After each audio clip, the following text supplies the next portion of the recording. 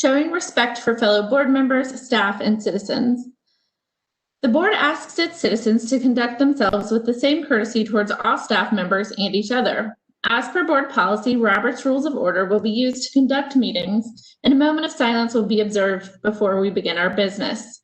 Public comment will be held tonight after the presentation for each agenda item before the board discussion. Tonight, we'll begin our time together by acknowledging that Orange County Schools educates our students on the traditional land of the Occaneechi Band of the Saponi Nation. Hillsborough and its surrounding areas have a difficult history of colonization, slavery, segregation, and is still grappling with the detrimental effects of racism. I want to recognize that residents of this land over time have experienced human atrocities, destructive hurricanes and floods, the flu pandemic of 1918, and many periods of civil unrest. Tonight, I want to also elevate and offer gratitude to our entire staff who has worked tirelessly for the majority of this calendar year. The pandemic has brought enormous challenges to Orange County schools and beyond, and it has been met with the best in each of our staff members. I know how incredibly difficult this year has been, and I want to honor the work that each of you do for our students. So as we consider our individual roles in helping to meet the needs of each student and family in our district, we will have a moment of silence before we begin our work.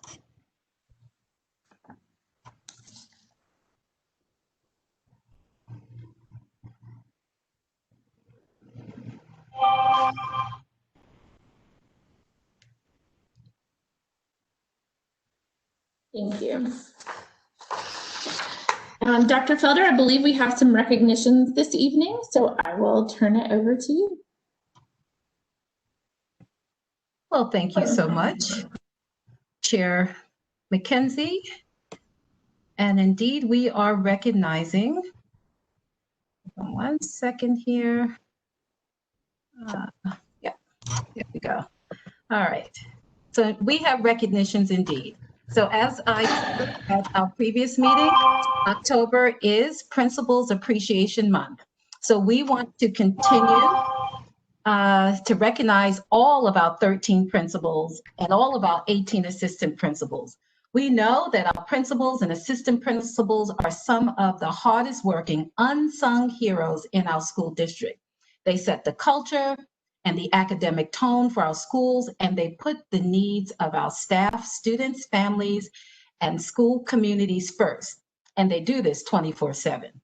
Their leadership and charisma are what makes them one of our district's superpowers and superheroes. So simply stated, our schools are great because of our school-based leadership. We will never be able to say it enough, but please join me in thanking our principals and assistant principals for all they do for all of our schools, our students and staff here in Orange County. So, next slide, please. It seems only fitting to recognize the Orange County Schools Principal and Assistant Principal of the Year. Miss Christine Kreider is the Principal of the Year, and Miss Jessica Naj is our Assistant Principal of the Year. This dynamic duo lead the Hillsborough Elementary School learning community. I am told this is a first. This is the first time that we've had a Principal of the Year and an Assistant Principal of the Year from the same school. So now I will turn things over to Ms. Connie Bremer, Director of Human Resources, to tell you more about the selection process and why Ms. Kreider and Ms. Naj are the recipients of this high honor. Well, good evening, Orange County Board of Education. I appreciate being here with you tonight, and I also want to say happy National Principal Appreciation Month, and thank you to all our principals and assistant principals who do work long hours. We know the sacrifice and dedication that you have to your schools, and we appreciate everything that you do. This year, the Orange County Selection Committee did make a choice to go with a team. So I'd just like to tell you a little bit about this team. So we want to recognize two leaders tonight, not only for their individual accomplishments, but to honor the value and hard work of creating one team, one school, and one vision. An administrative team whose individual and collectively exemplified the power of education in leadership. I just want to read a quote from each of them that speaks to the power of building teamwork in education. When I reflect on my time working in education, I think about the dash in between the number 20 and 6. The phrase, live your dash, comes from a poem by Linda Ellis entitled The Dash. Leadership is not only about what we take on, but what we give up. My dash is spent giving up self-interest so that others can rise, giving up the spotlight and credit so that others can shine, giving up my time to listen so that others know they have a voice, and giving up control, granting autonomy to others by openly trusting and empowering. When I think of myself in the role of public education, I always think of myself first as a teacher. Honestly, the successes in my career that stand out the most are the ones where I was able to help another person realize their own potential. I firmly believe in empowering teachers, giving them the support they need to be successful so that they can meet the needs of all students in their classrooms. Today, we want to congratulate our Principal and Assistant Principal of the Year in addition to an awesome team. We would like to recognize Ms. Christine Kreiner as the Orange County Principal of the Year and Ms. Jessica Nodge as the Orange County Assistant Principal of the Year. Ms. Kreiner will go on to represent Orange County Schools in our Regional Principal of the Year competition. And we do not have a regional AP of the Year competition, but we're very proud of Ms. Nodge and her accomplishments. So help me in congratulating them, and thank you, ladies, for all the hard work. Congratulations, Ms. Kreider and Ms. Nodge. The board appreciates your service and dedication to Hillsborough Elementary students, families, and staff. I know it means the world to HES families to feel your support and leadership during these challenging times. Congratulations. Dr. Felder, is that it for our recognitions this evening? It is for tonight. Yes, ma'am. Okay, great. With that, do I have a motion to adopt tonight's agenda? So moved. Second. I have a motion from Mr. Atherton and a second from Ms. Smiley. Ms. Stevens?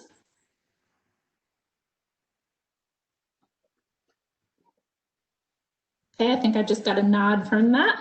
Mr. Atherton? Yes. Ms. Doyle? Yes. Ms. Hauser? Yes. I vote yes as well. Ms. Moore? Yes. Ms. Smiley? Yes. All right, we have adopted our agenda for tonight. The next item is our consent agenda. Do I have a motion to adopt tonight's consent agenda? So moved with the subject to the revision during closed session for the personnel report. Personnel report, perfect. Thank you, Mr. Atherton. Do I have a second? Second. I have a second from Ms. Stevens. Ms. Doyle? Yes. Ms. Hauser? I vote yes. Ms. Moore? Yes. Ms. Smiley? Yes. Ms. Stevens? Yes.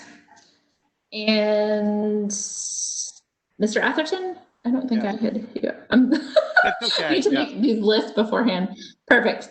Our consent agenda has been approved. The first item on for information this evening is our presentation from Anderson, Smith, and Wike about our recent audit. So Ms. Rath and Mr. Smith, I will turn it over to you this evening. Thank you for being here. All right.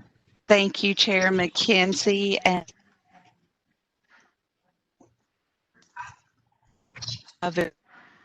from this over to Dale with Smith and Wike, and he is going to give you the highlights of our most recent audit for the period ending June 30th, 2020. All right. Good evening, board members and Dr. Felder. Can everyone hear me okay? Okay, good. I think each of you should have already received an electronic PDF copy of the financial statements and maybe even a hard copy as well. What I'd like to do this evening is just give you all a brief summary of the results of our audit. and discuss the opinion letters that we issued, and then go over just a few of the pages within the report that I feel like would be of most benefit to you in exercising your job and overseeing the finances of the district. Our audit basically covers two main areas. We perform an audit of the actual finances of the school system, which includes the dollar amounts that you see within the report. And then we also perform an audit of the school system's compliance with various state and federal laws and regulations that primarily relate to the state and federal grant funding that the district receives. And in performing the audit, we perform a significant amount of confirmation procedures. We confirm cash balances with banks, confirm a majority of the district's revenues with the county and North Carolina Department of Public Instruction. We select a large sample of payroll and general disbursement transactions for testing. And we also perform a significant amount of analytical testing of various balances and relationships as they pertain to assets, liabilities, revenues, and expenditures. And therefore, any balances that we run across that look unusual, we always dig into those. And again, we're trying to gain comfort that the financial statements are reasonably stated. Now, within the report that we issued, there's a total of 4 opinion letters that relate to the testing that we performed. And we're happy to report that all 4 of these opinion letters are clean, unmodified reports, which basically means we feel the information in the report is reliable and free from any sort of material misstatement. And it also means that we had no findings, no question costs. We noted no kind of inappropriate expenditures or even any internal control related issues as part of our audit. These 4 letters are the cleanest reports that a school system can receive in an audit of its financial statements. And again, the audit is fairly lengthy, so I don't plan to go over all of the pages in the report. But if you would, let's turn over to page 12, and we'll start out by looking at the balance sheet of the governmental funds of the district.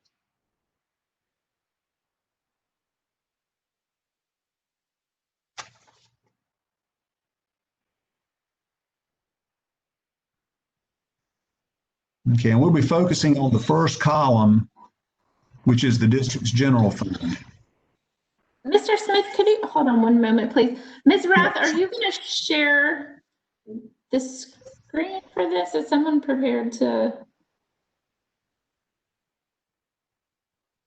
Ms. McKenzie, I can definitely pull that up and potentially share the screen if that would be helpful. I think that might be good if we're for the public who might not have this open. I'm sorry. Okay. Yeah. All right. If someone could just, while Dale's continuing to walk us through or give me a few minutes, if someone could just make is that something, Rhonda, that I could share? Mr. Smith, I'm not sure that you or I have presenter privileges that way, in the way that our panelists. Yes, set up. I have. Okay. I was just received the ability to do that. So give me just a minute and I will get that. Perfect. Okay. Thank you, everyone. And while Ms. Rath is doing that, the pages leading up to page 12, there's pages 3 through 9 are what's called the management discussion and analysis section. And I don't normally go over those pages, but they are good to read. They provide a good narrative overview of the financial statements, and those pages discuss the current year operating results in comparison to prior years. And if you have any trouble following the layout of the financial statements, I would recommend that you read through those pages. I think it would help you to gain a better understanding of how the financial statements are put together, as well as provide you with explanations of year-to-year changes in the operating results of the district.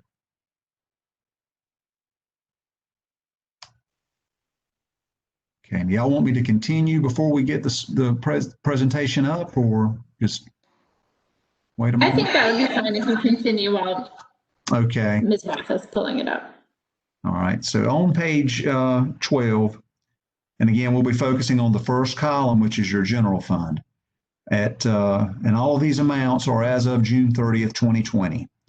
And so there in the first column at the top, the district had cash and cash equivalents of $7,948,113. And in the middle of the page, the district had liabilities of $1,975,217. And your total assets minus your total liabilities gives you the district's fund balance as of June 30th, which is the next to last number that you see there in that first column, which is $6,123,848. And that amount represents an increase of about $1.4 million over the fund balance that was reported at June 30th, 2019. And with the early spring closure for COVID-19, the district had more funds available in the state public school fund this year and was able to create some cost savings in local by shifting expenses over to state. And most of the districts that we've audited so far this year have seen their local fund balance increase for this same reason. We've just been trying to caution boards that this is likely just a one-time cost savings that the districts are going to benefit from and can't be depended on going forward. And with all of the uncertainty in the economy right now, we would, we're glad to see that you've built up some extra reserves in fund balance because you have no idea what could possibly be coming in the coming year or two with the COVID-19 pandemic and the potential shortfall in tax revenues that could hit the state, federal, and even local levels. So again, I think it's good that you have built up a little bit extra in fund balance reserves this year. Now, reading across on the fund balance line on page 12, State Public School Fund does not report a fund balance. All of those monies are spent the year that you receive them. Okay, in the other special revenue column, you can see the district had a fund balance of $3,499,909, and virtually all of that fund balance is restricted either internally or externally for various grants and programs that the district has. And the capital outlay fund had a fund balance of $1,543,113, and all of that amount is restricted for capital outlay purposes. And the special revenue fund balance of $841,711, that is pretty much all the individual schools fund balance. And those amounts are restricted for the individual school activities, and those amounts are actually broken down by individual school, so that each individual school's amount totals up in the aggregate to $841,711 when you look at all of the schools as a whole. So again, I think overall the district is in good financial shape with its governmental funds at June 30th. Did anyone have any questions on this page before we move on? Okay. I don't see anything. Okay. All right, let's turn over to page 59 and we'll look at the school nutrition programs results for the year ended June 30th, 2020. And again, that's page 59.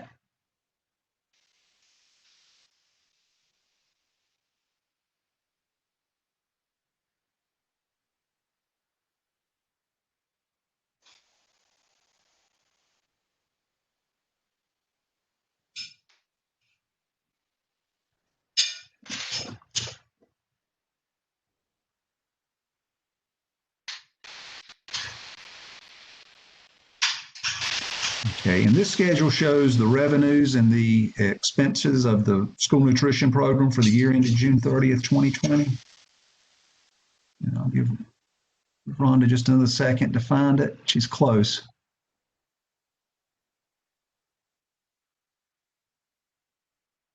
Okay, there we go.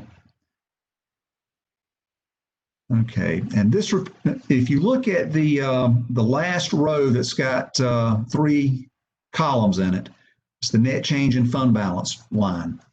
The middle column shows the actual results for the year. And you can see that the program had a net increase in fund balance for the year of $19,715. And this is a decrease of about $42,000 from the profit that was reported in the previous year, June 30th, 19. The biggest factor contributing to the decrease in profit was a $243,000 decline in food sales, which was primarily related to the early school closure for COVID-19. And this decline was partially offset by an increase in USDA reimbursements and a decrease in food costs.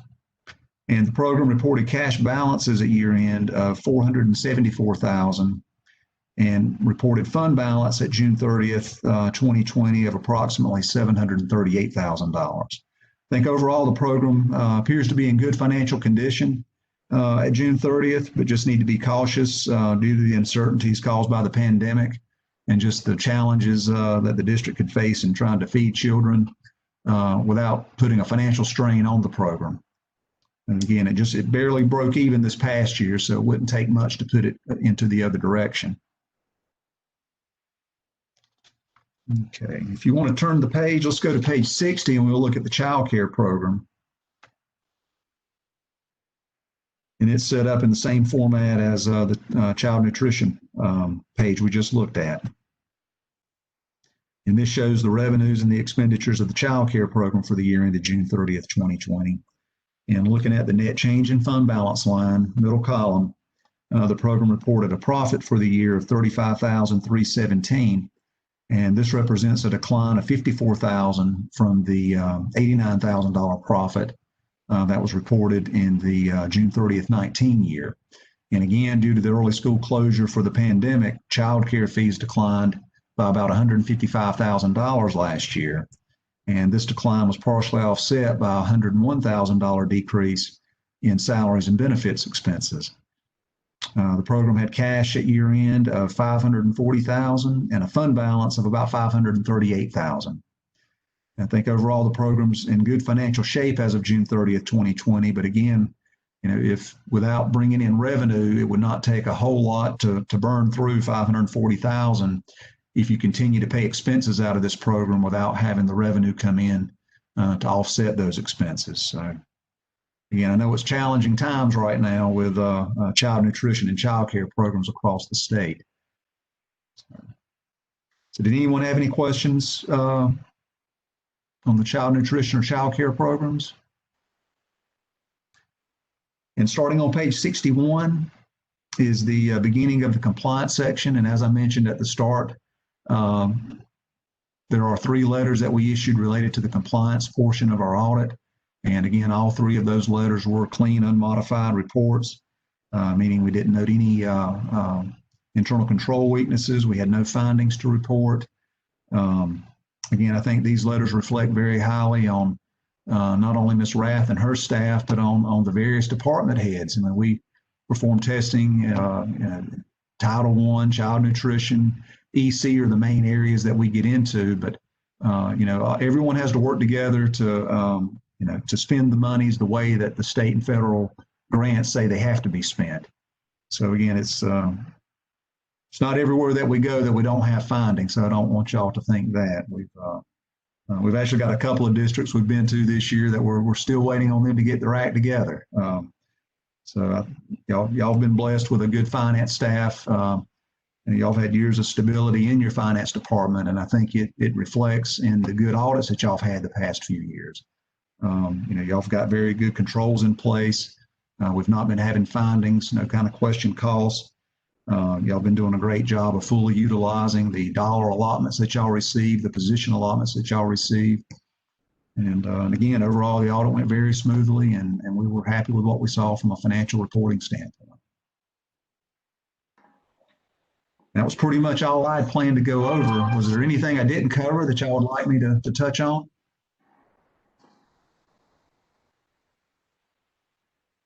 I'm not seeing any comments from the board, but thank you so much, Mr. Smith. It was great to get this update from you. We always appreciate having you at our meetings and hearing from you. And I see that Ms. Smiley does have a comment now, so I will pass to her. It's just, it's a comment that I know the whole board is probably thinking, but Ms. Rath, we are so grateful to you and your team, as Mr. Smith was saying, for stewarding our money so carefully, that puts us in such a good position and gives us such a good audit. So just, I saw up in the beginning of this auditor's report, the note about the team winning an award for last year's budget, a financial reporting award, which I know we recognize at some point, but just wanted to say again how grateful we are for you. Thank you. It out, it's my team does an awesome job, but it's also your other directors and your principals and the other folks in the district as well. It's a village. It takes all of us, and everyone's doing a great job, and I appreciate them. They don't like it sometimes when I have to say no, but they always support me, so I appreciate it. Thank you, Ms. Rath. And I'll just add, if anyone has any questions later, Ms. Rath has got my phone number. Feel free to call me anytime. I'd be happy to talk through anything in the report with you. So. Thank you again, Mr. Smith. Ms. Hauser? I just have a quick question. So, and yes, I'll just add my kudos to Ms. Rath. I know the work she's done, and you could tell because there were no surprises in here, and you never want surprises from your audit report. Right. So if I understand this correctly, and this I think is pretty consistent with what Ms. Rath has already told us, that as of June 30th, we had 3.77 million in our unassigned fund balance. That's our savings account. And that our schools have another $841,000 in their account. That's restricted to them, but it's their money to spend on. So everybody's got a little money in the bank for this rainy day that we're in. Is that pretty fair?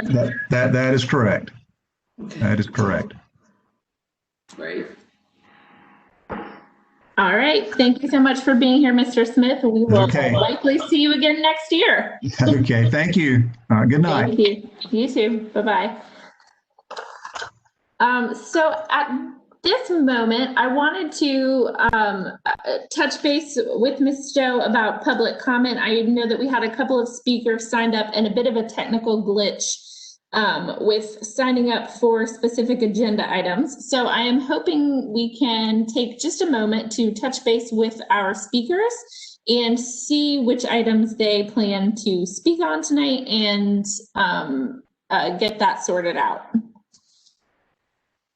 Good evening, Madam Chair and fellow board members. Joe, do you mind unmuting Jamie Carr? And Jamie, if you could let us know the item that you would like to speak on. I would like to speak on the Plan B hybrid.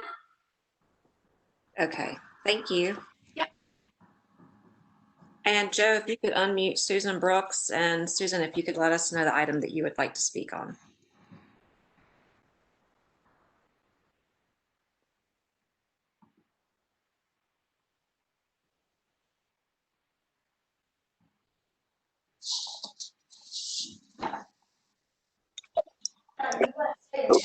Ms. Brooks, you're unmuted.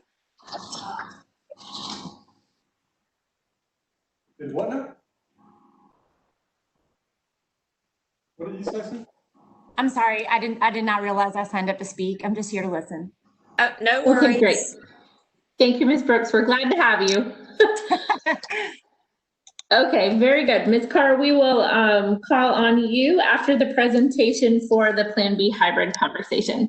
Thanks, everyone.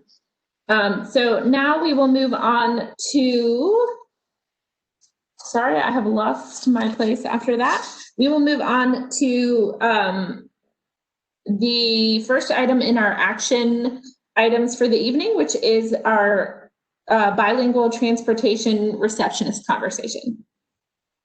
Dr. Felder? Thank you. I am going to defer to Ms. Rhonda Rapp.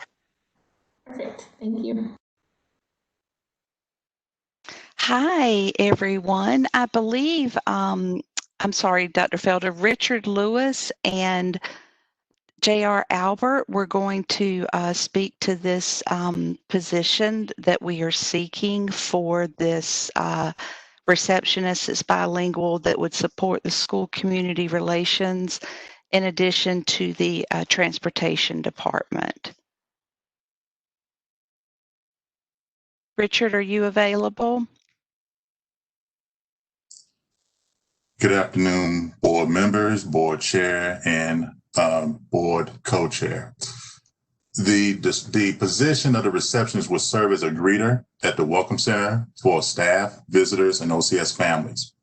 They will also provide translation support for the transportation department in order to ensure that we're able to support our Spanish-speaking families in OCS. Whenever this person is not performing translation services, they will support the district by answering questions to individuals who enter the Welcome Center and support the Director of School Community Relations when facility use requests resume pending board approval. And I also have is Mr. J.R. Larry Albert on the call. He'd like to give, I'm here. if you'd like to give some insights regarding how this will support the Transportation Department as well. Good evening, everyone, Madam Chair, all in attendance. Unfortunately, I'm having a little technical difficulty, so I can't turn my camera on.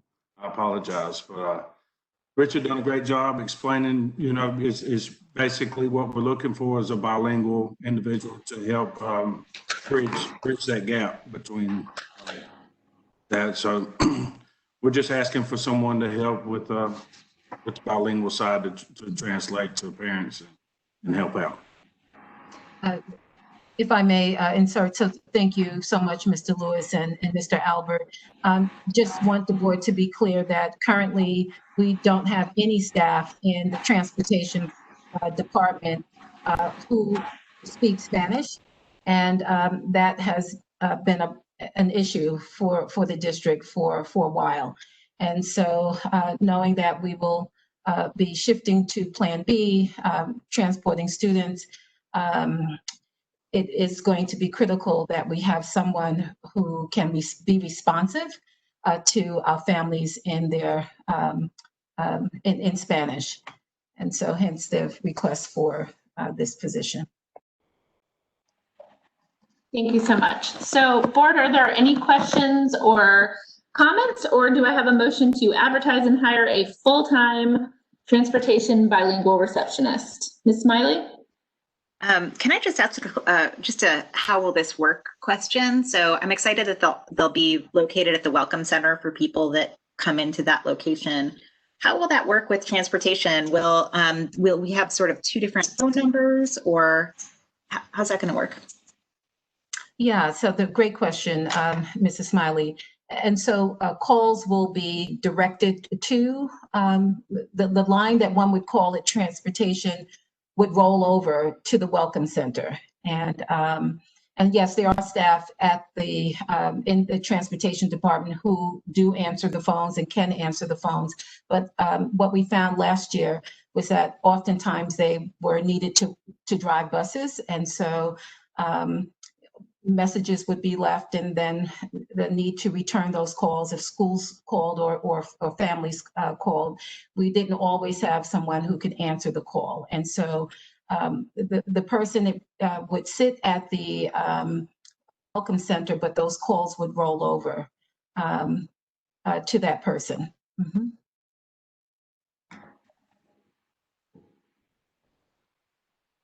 Other board members, questions?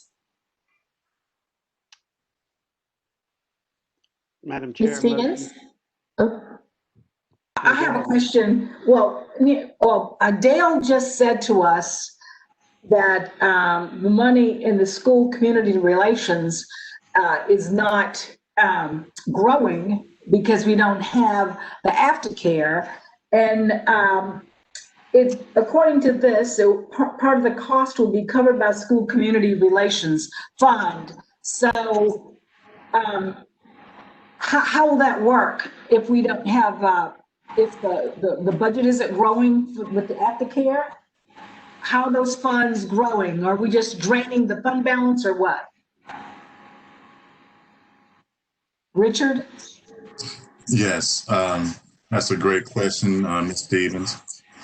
Hopefully we will get to generate revenue at some time in the future. However, when the position was brought to my attention, due to them working in the Welcome Center and also serving as a greeter for people who will come in and supporting the families that come in there, they made it 50-50, where transportation would take 50% of the cost and SER would take the other 50%.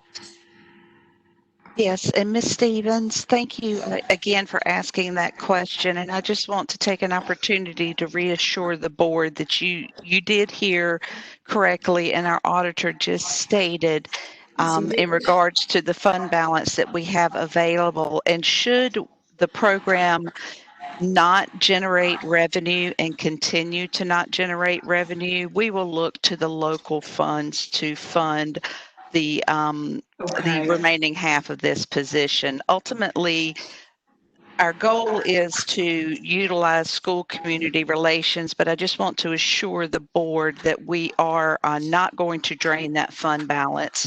We want to make sure that there's an adequate funds there, roughly at least $200,000 to $250,000, to be able to stand this program up with fidelity whenever we are able to begin offering those after-school services again. Okay, thank you. That I answered the questions. Thank you, Ms. Rath. Mr. Atherton, did I have a motion from you? Yes, motion to approve. Second. I have a motion from Mr. Atherton and a second from Ms. Hauser. Ms. Doyle? Yes. Ms. Hauser? Yes. I vote yes. Ms. Moore? Yes. Ms. Smiley? Yes. Ms. Stevens? Yes. Mr. Atherton? Yes. The position has been approved. Thank you, everyone. For the next item on our agenda is policy updates, first readings, and I believe this will be Ms. Cunningham Brown.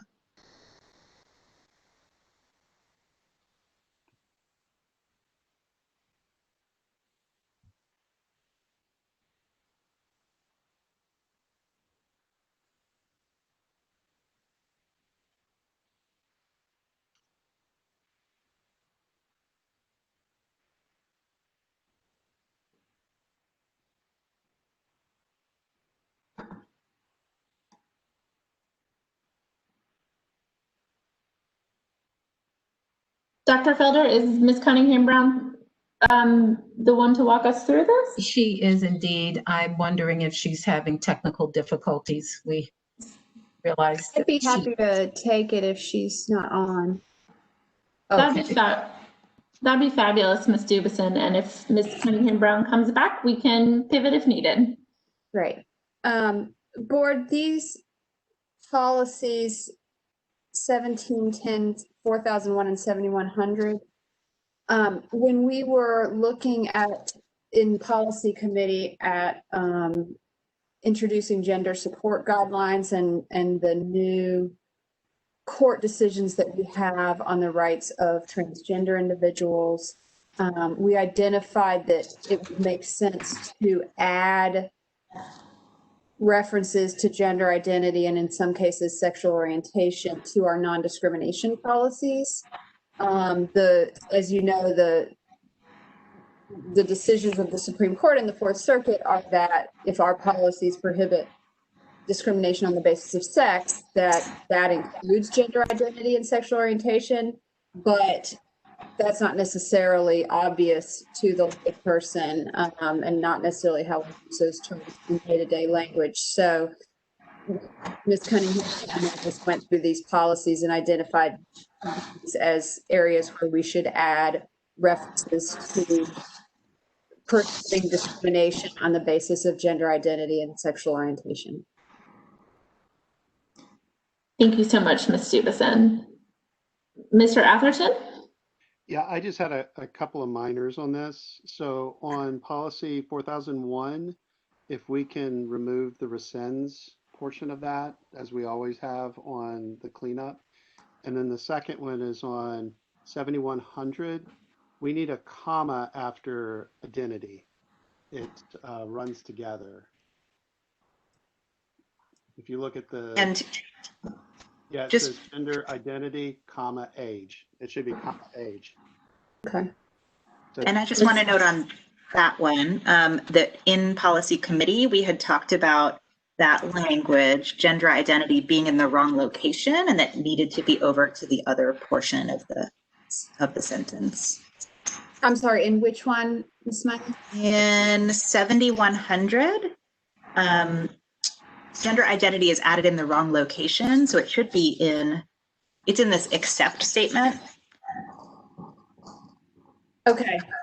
Right now it's listed as except when sex and then gender identity was added, age or physical requirements are essential occupational qualifications. That's the wrong list that it was added to. It's meant to be added to the list of it is protected. Thank you for catching that, Ms. Smiley. Is there any other discussion or is there a motion? Motion to approve? Second. I have a motion from Mr. Atherton and a second from Ms. Stevens. Ms. Doyle? Yes. Ms. Hauser? Yes. I vote joyfully yes. Ms. Moore?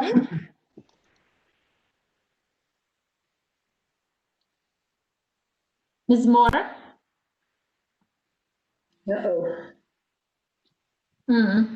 She may be having difficulty. I guess we'll just mark her as absent from the vote. Ms. Smiley? Yes. Ms. Stevens? Yes. Mr. Atherton? Yes. Okay, these policies passed the first reading with the corrections that we noted tonight. And just to make sure we note that Ms. Moore was not present for the vote. So the next item on our agenda this evening is return to school Plan B, cost estimates for air purifiers, outdoor tents, MERV filters, and bottle fillers. This is a continuation from our discussion at the last board meeting. Dr. Dawson, I believe, or Dr. Felder?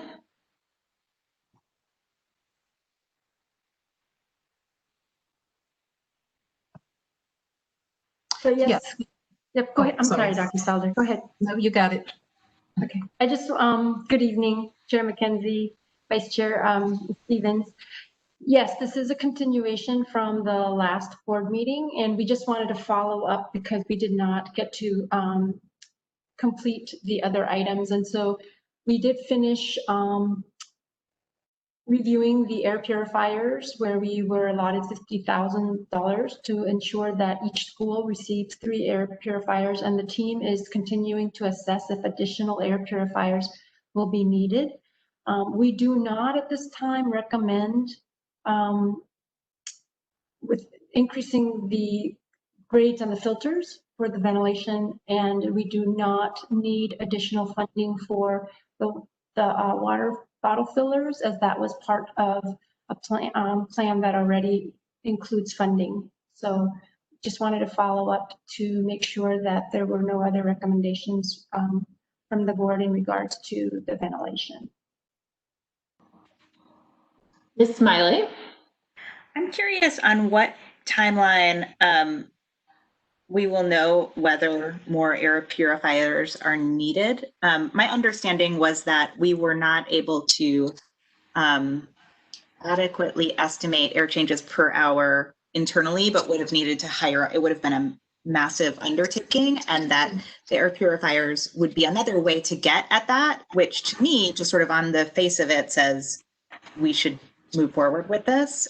Is that in question at this point, or sort of where are we in this evaluation process of what's needed? So I know that the team is assessing the process for reviewing that. So if it's okay with you, in the update this week, we will get that information. If we haven't completed the assessment, we will provide a timeline as to how long this would take to assess and to let you know if additional air purifiers are needed or recommended. Okay, that sounds good. I think my hope is that we will move quickly on this, because given the demands for air purifiers, it probably will take a while for our order to come in. And yeah, so thank you. Mr. Atherton? So for the bottle fillers, will that have filtration capabilities, or is it purely just a filling station where it just pours out water? I want to say that it is a filtering system, but I will double check on that instead. Okay, thank you. Ms. Smiley? Sorry, just one more thing on the air purifiers. which is thank you for the information about the ones that we've ordered so far. And what I noted in that was that when they are on their high setting, they do a lot of air changes. And so, and it sounds like when they're on their high setting, they're not super loud. And so those two things together looked really promising. And so thank you to, I think, Mr. Mincy and Ms. Pitts, who sent that information, and for all of your work on this. I look forward, hopefully, to being able to approve putting air purifiers in all of our rooms.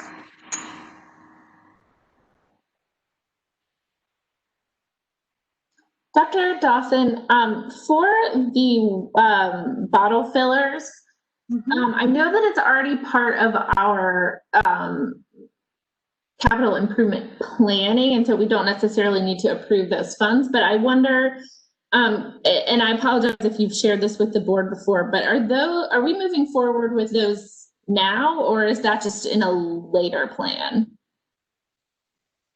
I will have to get back to you on the timeline. Thank you, that would be great. Any other questions, suggestions, conversation around these items? Ms. Smiley? I know we haven't talked about the tents yet. Are we going to discuss that as well? So yes, pardon me for skipping that one. We, at this point, due to the high cost and the minimum return on the investment for the few students we would serve, at this we are not recommending tents.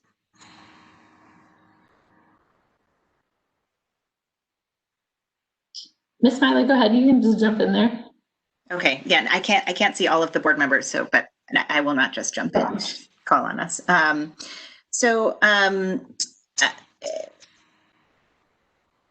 Personally, this cost is not insignificant, but you know, I think that it is something that we should at least keep exploring. Personally, when ABC Collaborative came, they said the reason that they recommended setting a timer for lunch and keeping it under 15 minutes is because that's the CDC upper guidelines for amount of time for people to be in the same space without masks on. The health department, and I see Ms. Crawford's on the call, but the health department, Ms. Crawford on a metrics task force call indicated that the 15 minutes was cumulative over the course of the day. And the CDC actually came out with something this week, I think, that said the same. And so in an elementary school classroom, if you have students eating breakfast, eating a morning snack, and eating lunch, I think you easily get to well above 15 minutes a day with people with their masks off. So that's sort of one set of conditions that makes me want to think about it. And then there is the possibility that these outdoor spaces could be used for other purposes. So like Wike, for example, and I don't know where we are on this, but like, I think it was Wike that said no woodwind instruments, no brass instruments, no singing in school. You know, there's challenging things around performing arts as well. And potentially those things would be easier to do outside. There may be any number of things that we could use them for if they were there. And so, you know, personally, and I don't know where the rest of the board is on this, it's quite expensive. And I don't know that we would need them at every single school. But I do wonder if there are situations, if we should consider more, whether these tents may actually be worth it.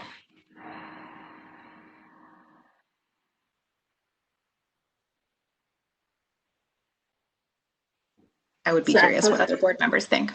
Mr. Atherton? Yeah, Dr. Dawson, can you comment on what other open districts are doing?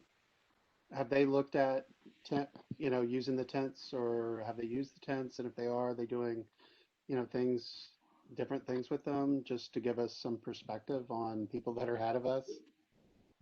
So I know that I have reviewed what other districts are doing with other topics, but this is one I haven't followed up on, but I definitely will follow up on what other districts are doing.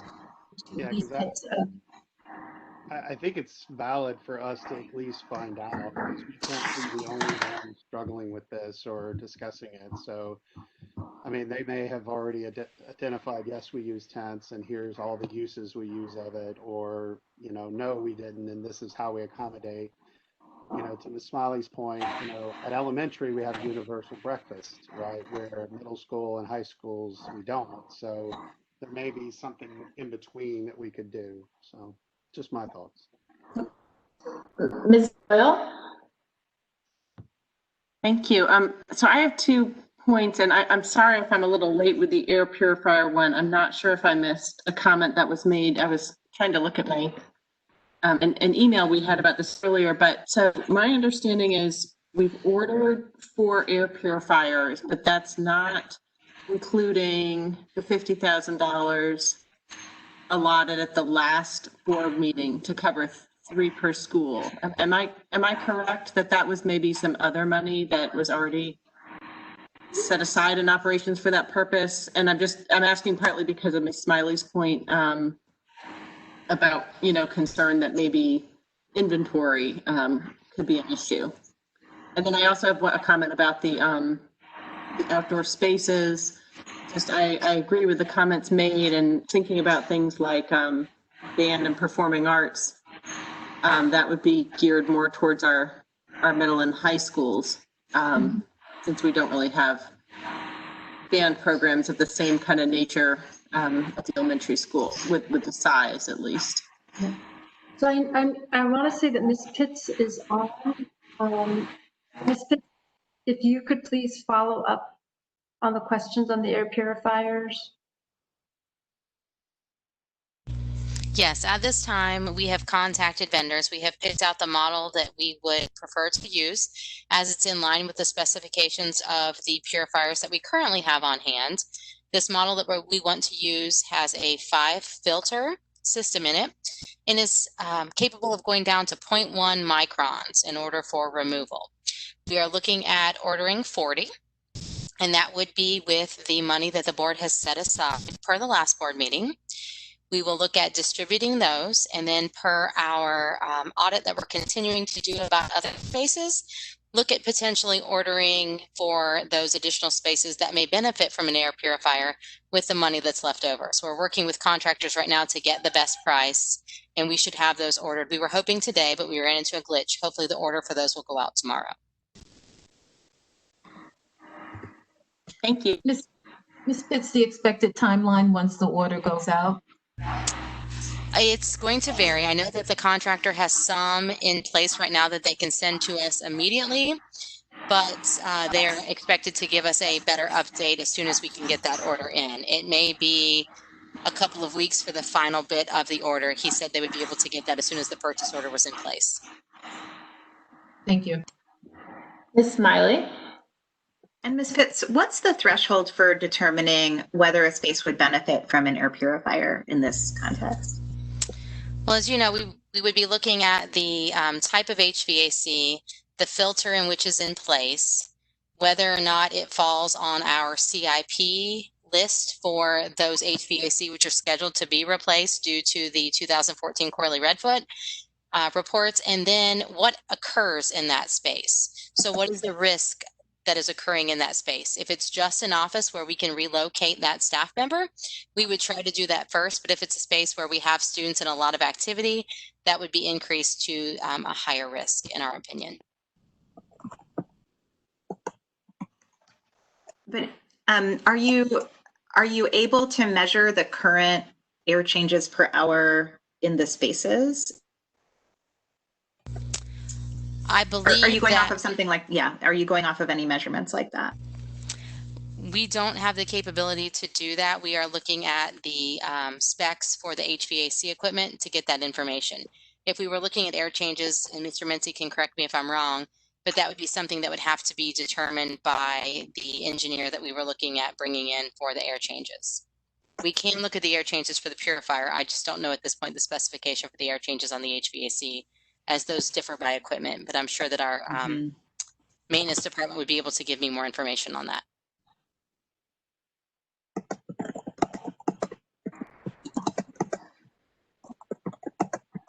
Any other comments or questions? I am just curious to come back to the tents question and hear what other board members are thinking about that. Ms. Hauser? Just a couple, and these are just top of mind comments. First of all, these tents are winterized, is that right? That or are they only for fair weather? We're coming to, I was curious how they will do in the winter. They'll be chilly. Okay. Second question, the thing that's hard for me until we really have a good idea about what our schools are going to look like, how many kids are going to be in virtual, how many are actually going to come back. If any of our schools are crowded, and it might make a difference in terms of our ability to bring more kids back that want to be back, I'd be really interested in revisiting this topic if it was one of several options to expand capacity in our schools to make them safer. But right now, I guess I'm having a little trouble. Kids can go out on a nice day now for lunch if they want. I think they have that option. But I'm just not sure I'm ready to make a commitment until I really know more about what our schools are going to look like once they've been filled. Thank you, Ms. Hauser.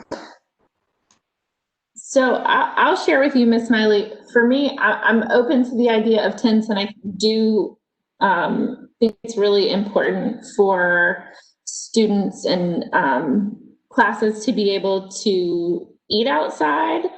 One of the things I wonder when we look at how expensive renting tents would be to compare how much it would cost to put up a very, very simple structure on each campus.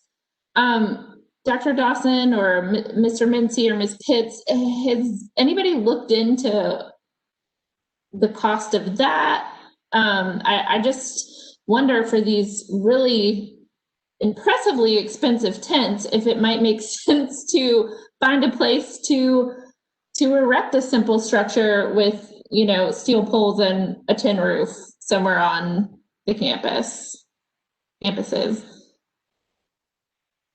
Is anyone able to speak to that? Has that been considered? Is it worth looking into? So I could give a small bit of information if I can. That'd be wonderful. So for example, the structure at Orange High School that we're all familiar with, which is in front of the Ag Barn, that's just a simple pole barn. We constructed that about 4 years ago. I will say that it does have a concrete floor, which we could potentially eliminate that portion and just have dirt under the structure. But that structure was in the $40,000 to $50,000 range, the best I remember. And that structure is about 30 by 40, just to give a sense of scale. That's and that was really simple as far as structure goes. The one thing that we have to be careful of and cognizant of is that we would have to go through an entire permitting process to put those structures up at each location. I have considered, in thinking about this, I considered that there would be certainly a time consideration to all of it as well. But when we're looking at spending hundreds of thousands of dollars, I mean, I don't want to misquote it, but like so much money on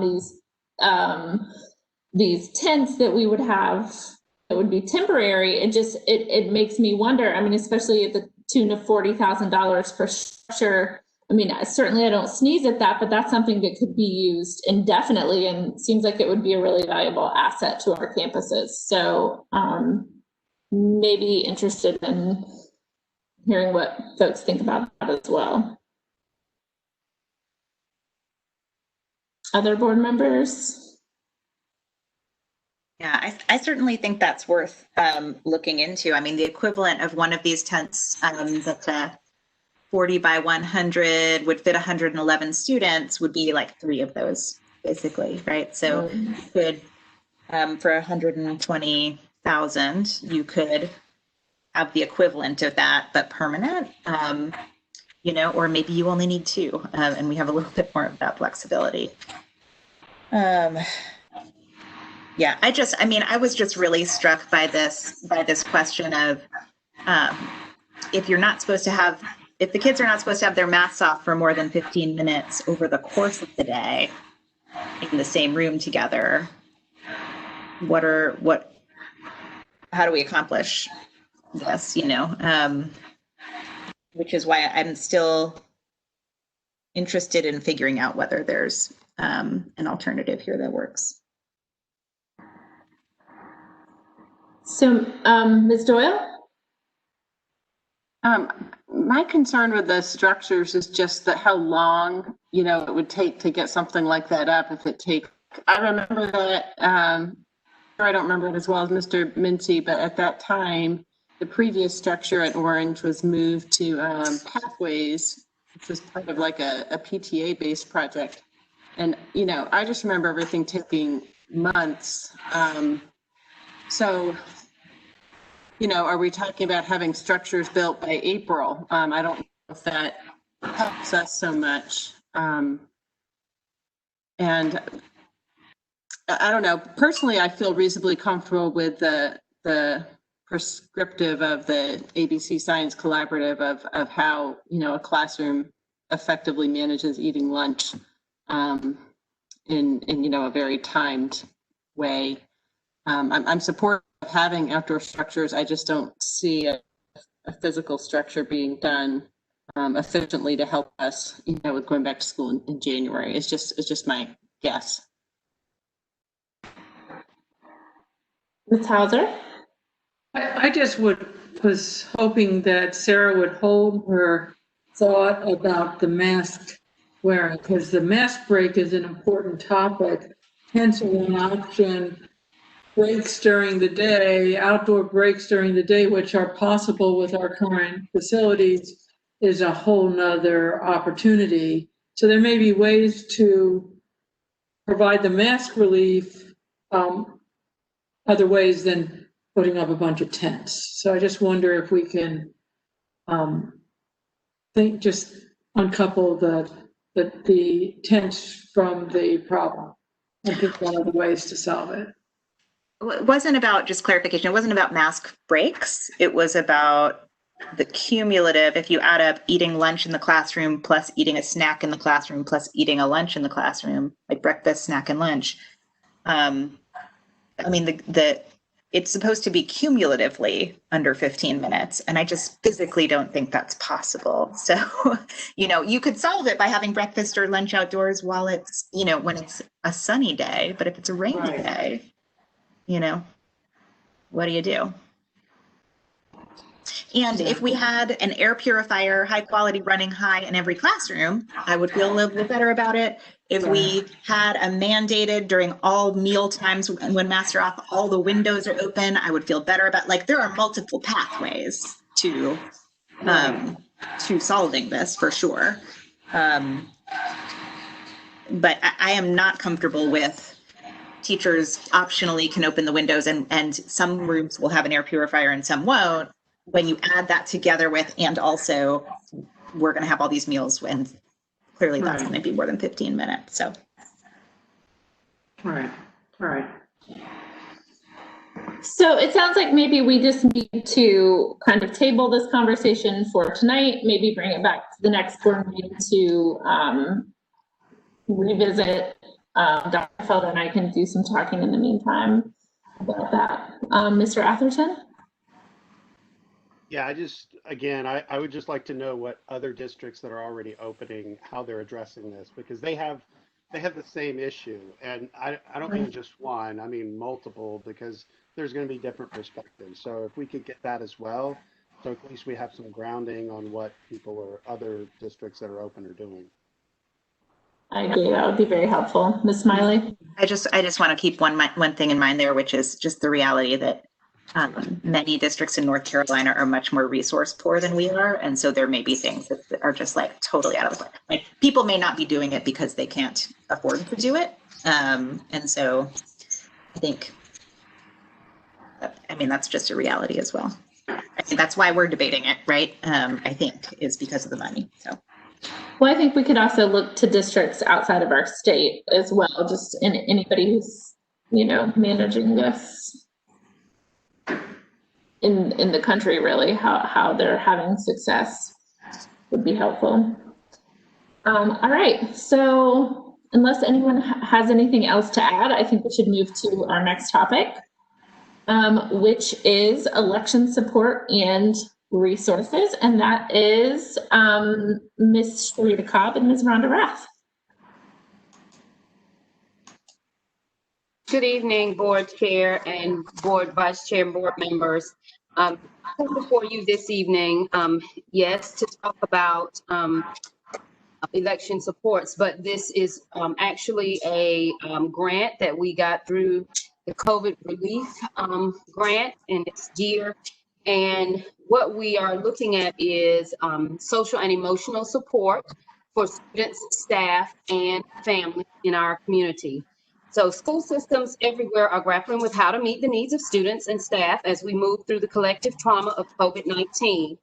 Now more than ever, the tenets of restorative practices must be promoted and strengthened if Orange County Schools is to support academic, social, and emotional learning of every single student. And we look forward to supporting them in this effort. And so what we come before you with tonight is a memorandum of understanding with Dispute Settlement Center to do just that. As a part of it, it would encompass how we support students and families in our communities, as well as our staff, around the election and how that affects their social emotional learning, as well as how all of the things that have been happening in our country right now, along with COVID-19 and being out of school, and how that is affecting our students socially and emotionally. A part of what we would be doing would be weekly advisory student groups, some student conflict triages, some monthly professional development for our staff and our support staff. We would do some monthly opportunities for family engagement within our community, as well as doing some weekly school administration and student support services training so that they can begin to support teachers and staff right now as we begin to move into receiving students back into our buildings. And so we are requesting that you all approve this MOU so that we can move forward with this support plan for our students and staff. Thank you so much, Ms. Cobb. Yes. Mr. Anderson? So could you just provide a little clarity? So you said some of the funds or all of the funds were acquired through a grant? Yes, all of the funds are from the GEAR grant, which is a part of the COVID relief grant money. Okay. And does this, I didn't see explicitly what grades, it's all grades? Yes, this would be third grade through 12th grade. Okay, excellent. But it would be the resources and the training would be for our elementary principals, so they could still work with elementary teachers and K-3 teachers as well on how to support students. All right, thank you. Ms. Hauser, and then Ms. So Miley. Just because I am also a little confused as to what this is. First of all, the grant, is it specifically for this with the Dispute Settlement Center, or do we have other ways we could use the money if we choose? If I may step in for a moment, Sharita, we have two sources of funds for this social and emotional mental health support for our students. They are coming down to us as part of the CARES COVID relief funds. One source of them is flowing to us through state resources, and the other are flowing through us through federal. So that's where the terminology grant is coming into play, because it's a federal grant, but it's still the CARES Act money that these are coming from. And they are have to be utilized for contracted services, but it's not specific to a provider or vendor, but it has to be in support of mental health and social and emotional support for our students. Okay.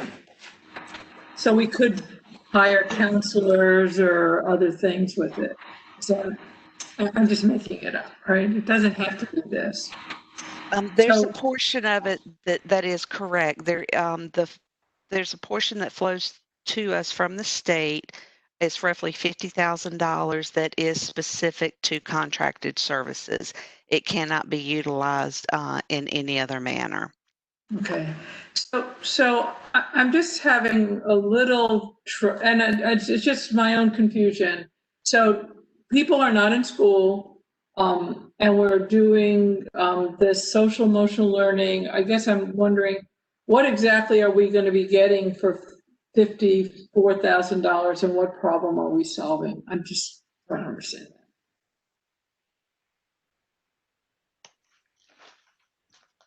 So while I know that Ms. Cobb can speak to your question, which is a great question, please know that while we're not in person learning, we know that, remotely we can certainly and should and are supporting our students and staff with regards to a social emotional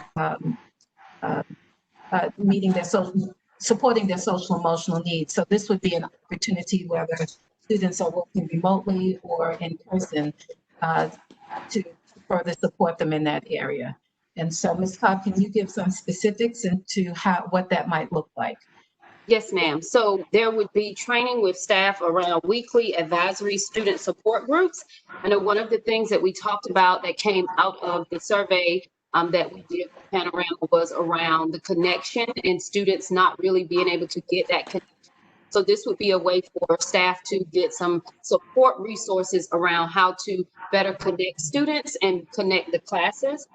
Some tips around triaging any kind of student conflicts that may be occurring, whether they are virtually and or face-to-face.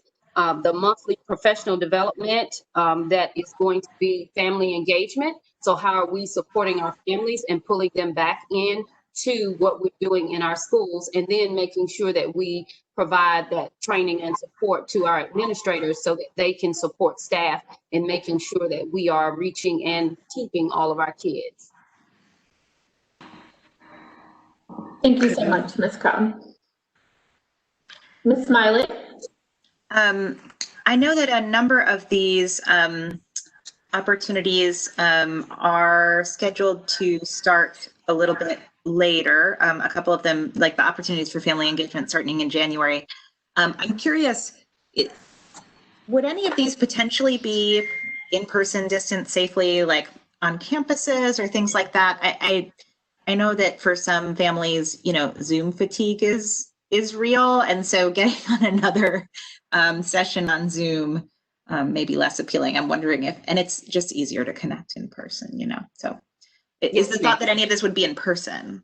As we move back to in-person learning, then we would look at how we could move back to this training being in person as well. So our goal is not that it stay virtual, for the whole year, but as we begin to move back, that's why we pushed it back to January, because we knew then we would be coming back. And again, like you said, some of that virtual fatigue to try to downplay some of that.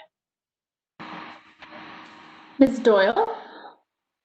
I just want to give a shout out to some of what Ms. Cobb has managed, particularly with the Teen Mental Health Advisory Summit that did happen virtually and was just amazing and such an encouraging resource. I was just thrilled for our teams that they had that. So I really see the value in this effort. Thank you. Thank you. Ms. Smiley? I'm wondering how we will gauge sort of the effectiveness of these different things that we're doing. I know I went to probably a month and a half ago now, one of the opportunities that we had offered for families, and was like the only parent there, which was so sad. And so I'm wondering, like, how will we gauge what's working, what's not working, and evolving it? So we will be working with Dispute Settlement Center to come up with that, but we will continue to use our Panorama surveys to see, what our needs are of our students, and that will tell us if this is working or not. as well as looking at the numbers. When we look at referrals, if those numbers have gone down, that will tell us as well.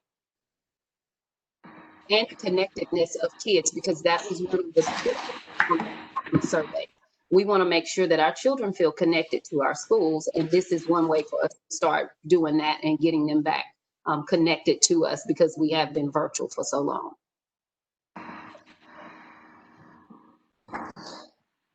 All right, well, if there is no further discussion or questions from the board, I will entertain a motion to approve.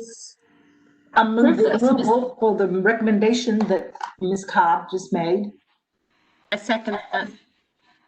I have a motion from Ms. Stevens and a second from Ms. Doyle. And Mr. Atherton, did you have something that you urgently needed to ask before we continue the vote? Thank you for asking. So I just had one question. When I look at the fee summary, Ms. Cobbs, there's a, it says up to 6 student mediation referrals per month, which is about 48 total students for the whole school population. Do you know how that would get managed? It seems like we would run out of those fairly quickly, or I don't know how to gauge that number, if that number is too small or too big, or. So there are, a part of the training that they do with us is around student mediation. So we have student mediation teams that will be assisting as well. And those things that are, you know, a little bit larger, that may involve some family members, those would be those things that would then go to the Dispute Settlement Center team. But they train our students. That's a part of what we do with them. They train our students on dispute settlement. Okay, so it's to complement.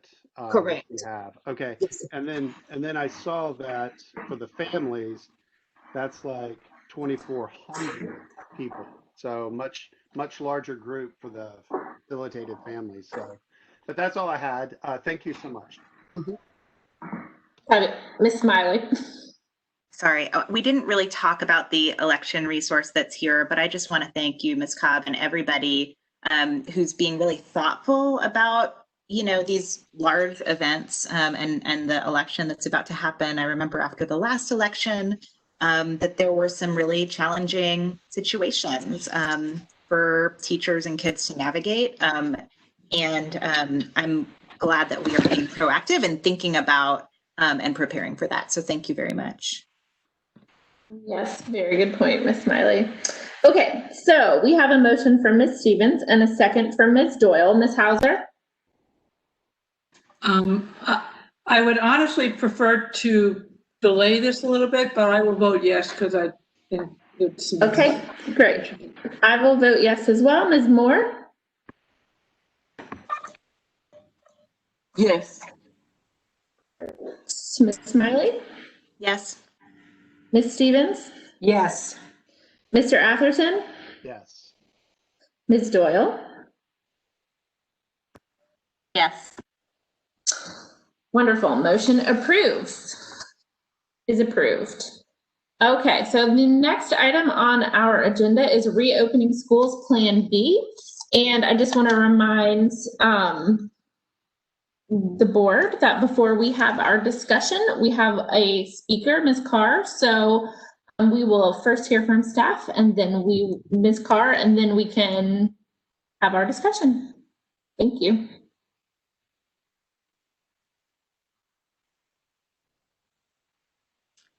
Thank you, board and speaker. I speak as both a mother and a teacher.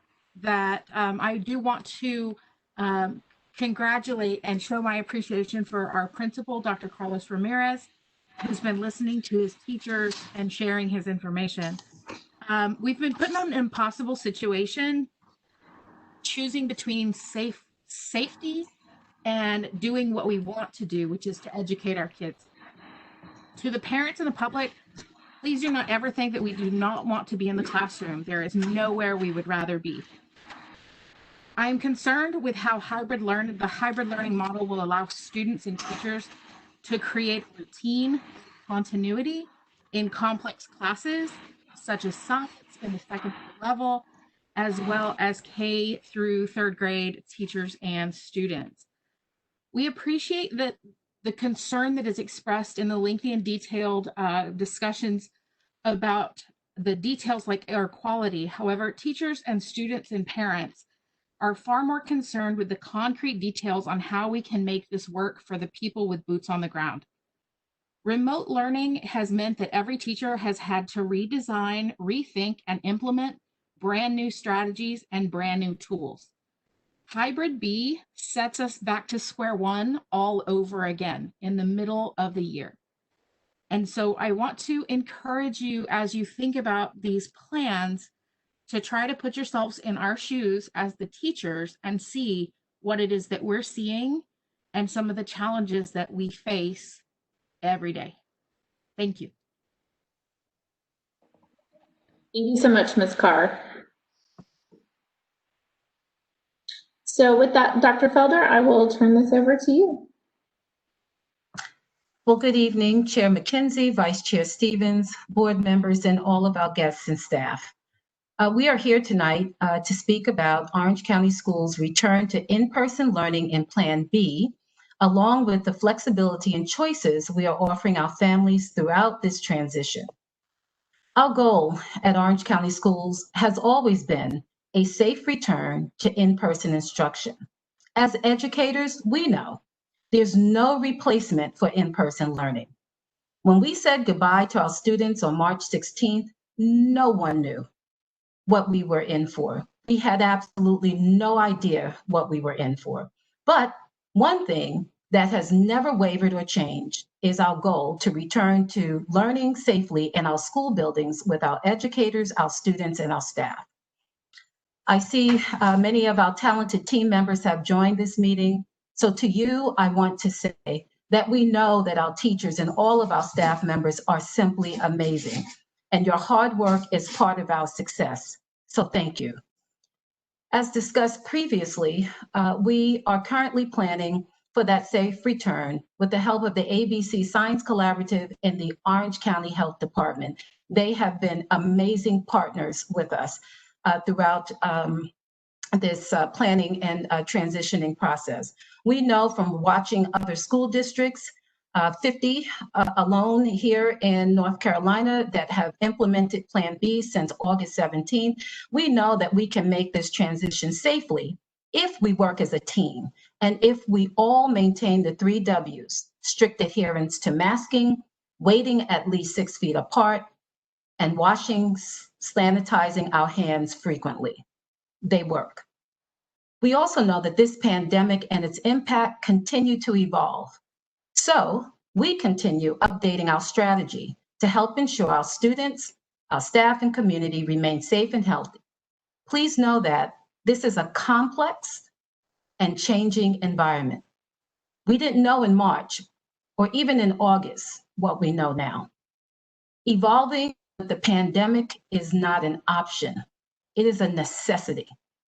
Our staff and families are all dealing with so many variables. Indeed, every situation is different. We know remote learning isn't easy or perfect, but we are all doing our very best to listen and then adjust to the various needs. We've learned so much from the input of our families, our staff, and this board. Thanks to this great input and the latest health and safety information, we are excited to be moving to in-person instruction Plan B, while also providing flexibility and choice for our families. This flexibility and choice includes the opportunity for students to remain learning in 100% remote environment in our virtual academy. Tonight, we're going to share our 3 virtual academy offerings to the board. As board members, you will not be asked to select one of these options. In an effort to provide flexibility and choice, the district endeavors to implement all 3 offerings. We want to share all 3 with you so you can more fully understand what OCS will be providing to our families who are opting for 100% remote learning, with no opportunity for in-person learning through our virtual academy.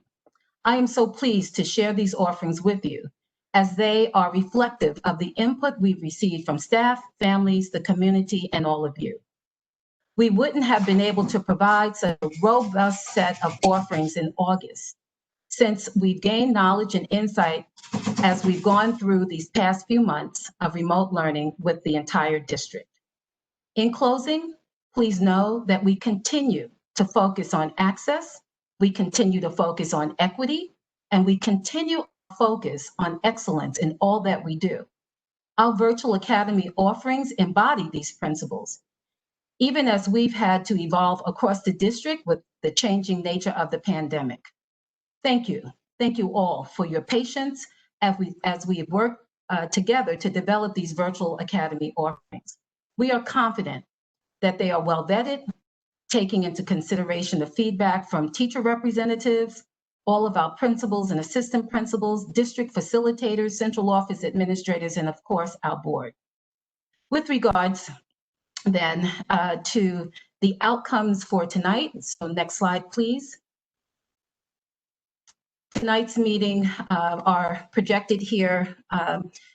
They outline what we endeavor to accomplish tonight. So by the end of tonight's meeting, board members will have discussed and provided feedbacks on items related to the reopening of schools in Plan B. You will receive an update on the reopening of schools tomorrow for our EC separate settings and pre-K students, the 3 virtual academy offerings that I spoke to just previously. You will also hear about the staggered return and orientation schedules by tier, elementary, middle, and high. And you'll also hear about how instruction will look different in Plan B. The other item that we'd like to discuss under this topic would be to give you an opportunity to discuss and give feedback on the process for shifting from Plan B back to Plan C, should that become necessary, and the communication protocol that will be in place. And we'd also like to get your feedback on the staff accountability plan and safety protocol, as well as our return to school health and safety plan for our students and families. Any questions about today's outcomes? So if there are no questions about tonight's outcomes, then now I'd like to turn things over to Mrs. Connie Crimmins, Director of Exceptional Children, who will provide an update on reopening schools, EC separate settings, and pre-K students. She will be followed by Dr. Kathleen Dawson, Deputy Superintendent, and Dr. Chris Gammon, Director of the Department of Curriculum and Instruction.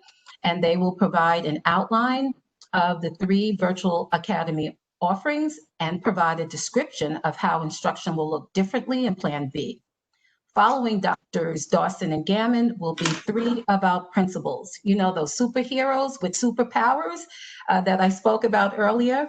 Well, we have 3 with us, and that would be Ms. Kreider, principal at Hillsborough Elementary School, and she will speak about present the elementary tiers staggered return and orientation schedule. Dr. Jeff Rockland, principal at A.L. Standback, and last but certainly not least, Dr. Ramirez, principal at Cedar Ridge High School. So with that, Mrs. Crimmins.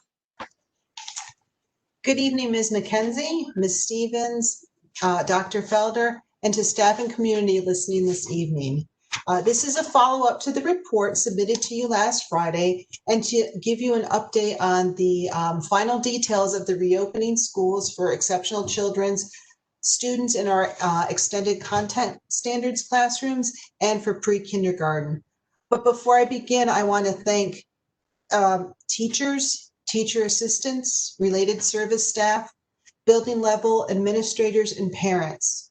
You have done an amazing job prepping, teaching, and supporting students as you prepared for in-person learning while continuing remote learning. You are simply the best. So on this slide, and so are you, Ms. Crimmins. So are you. Thank you. It's not about me. It's really about the staff and the students. But this first slide shows the breakdown for our school-age children. The first column shows the schools. The second column shows the total enrollment for the classes at each school. The third column is the in-person students, or the students who are coming back. And the next column is students who are choosing to stay remote, and then the classroom staff and teachers' assistants.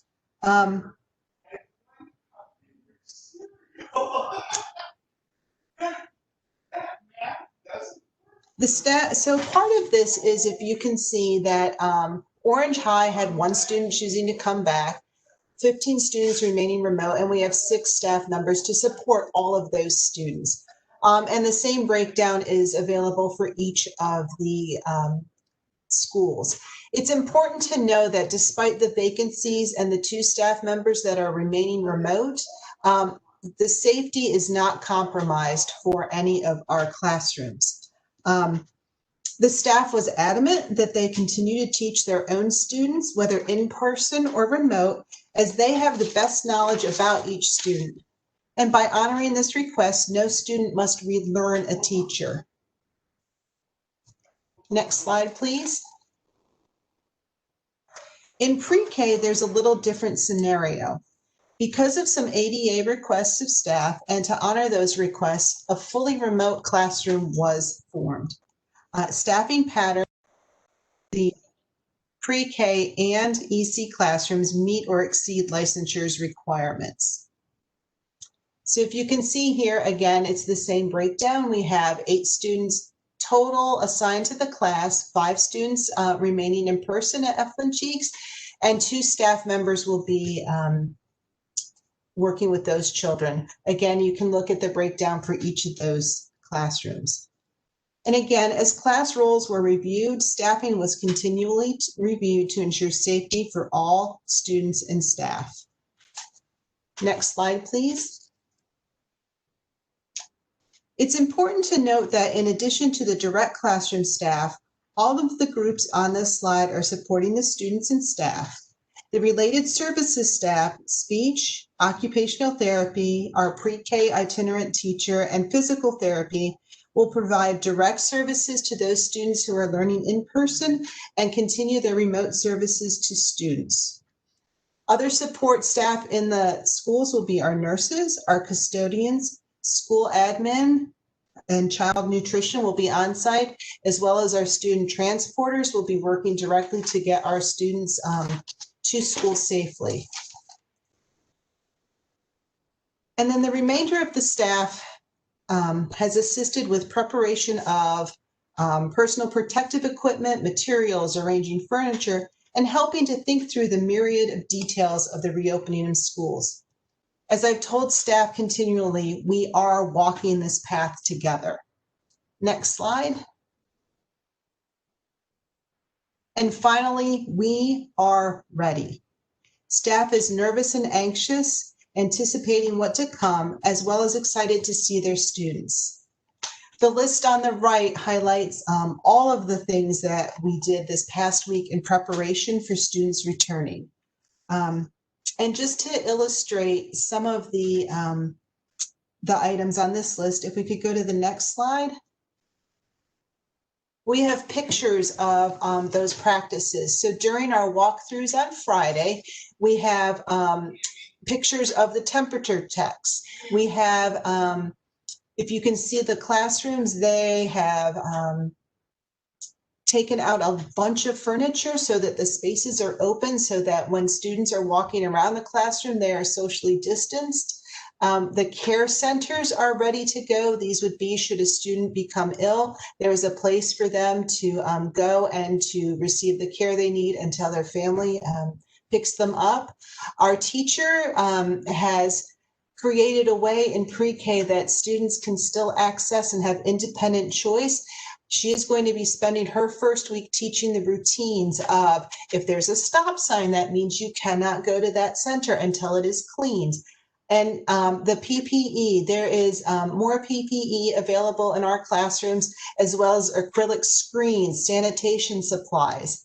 And at the last picture in the bottom right-hand corner, you can see the multicolored cube seats, again, socially distanced. So this week is going to be about teaching routines, getting to know our students in person again, and just to be with our kids, teaching and learning again. So I just want to reiterate, our classrooms and staff and students are ready. Thank you. Am I taking questions now or waiting? I think we could take questions now. If anyone has any for Ms. Crimmins. Mr. Atherton? So I just wanted to say thank you. The update is, you know, it's so reassuring to see all these in place and get the feedback and seeing that people are choosing remote and in person. The one question that comes to mind as we look through all of the safety precautions is the washing the hands. I know it's recommended warm water, and you know, we've been told in the past some schools don't have warm water. So do all of our pre-K classes have warm water? You're on mute, Ms. Crimmins. So sorry. No worries. Ms. Pitts, could you speak to that? Because I know that we've had some conversations regarding the warm water in the classrooms.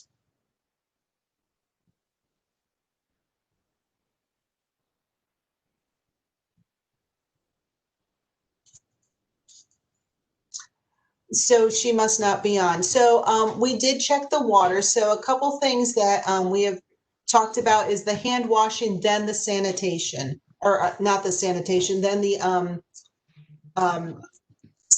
Purell, the hand sanitizer, just to make sure that we are doubly covered on that. We have also checked the water or the protocol for the washing machine. So in our separate setting classes where we may need to wash, and there is not warm water, but because there's dryers and those will get hot, those soft items that are needed will be sanitized. But I can continue, I will take back your concern and question to Ms. Pitts and get an answer for you on that. All right, thank you. Any other questions from the board for Ms. Crimmins?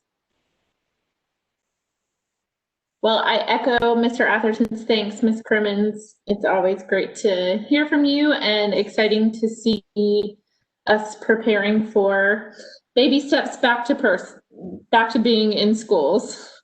So thank you. And we will certainly post some pictures tomorrow of our kids coming back. Thank you. Thank you. Look forward to seeing those.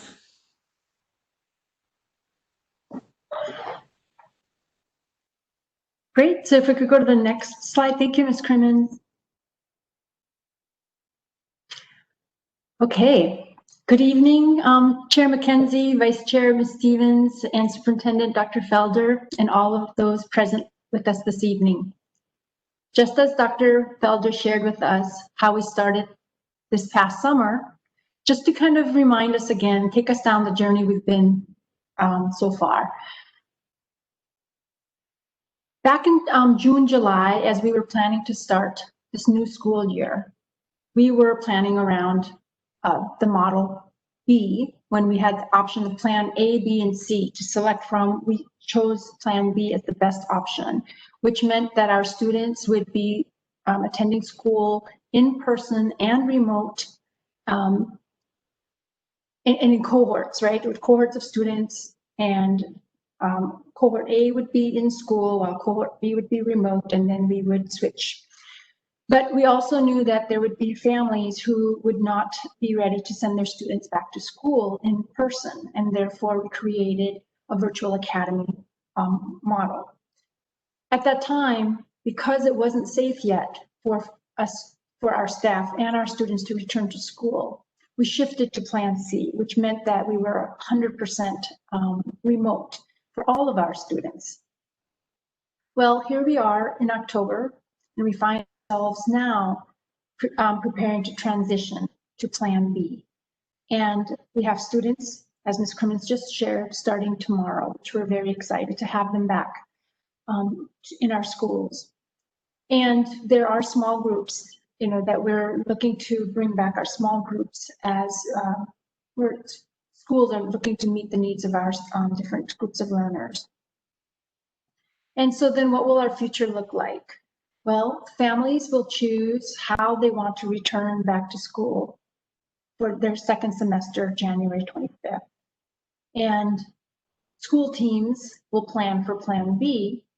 And then I think one thing that has been constant throughout this whole journey is that we must stay flexible and fluid in our evolution as we continue to learn more, experience more, and then adjust our practice with this new experience and information.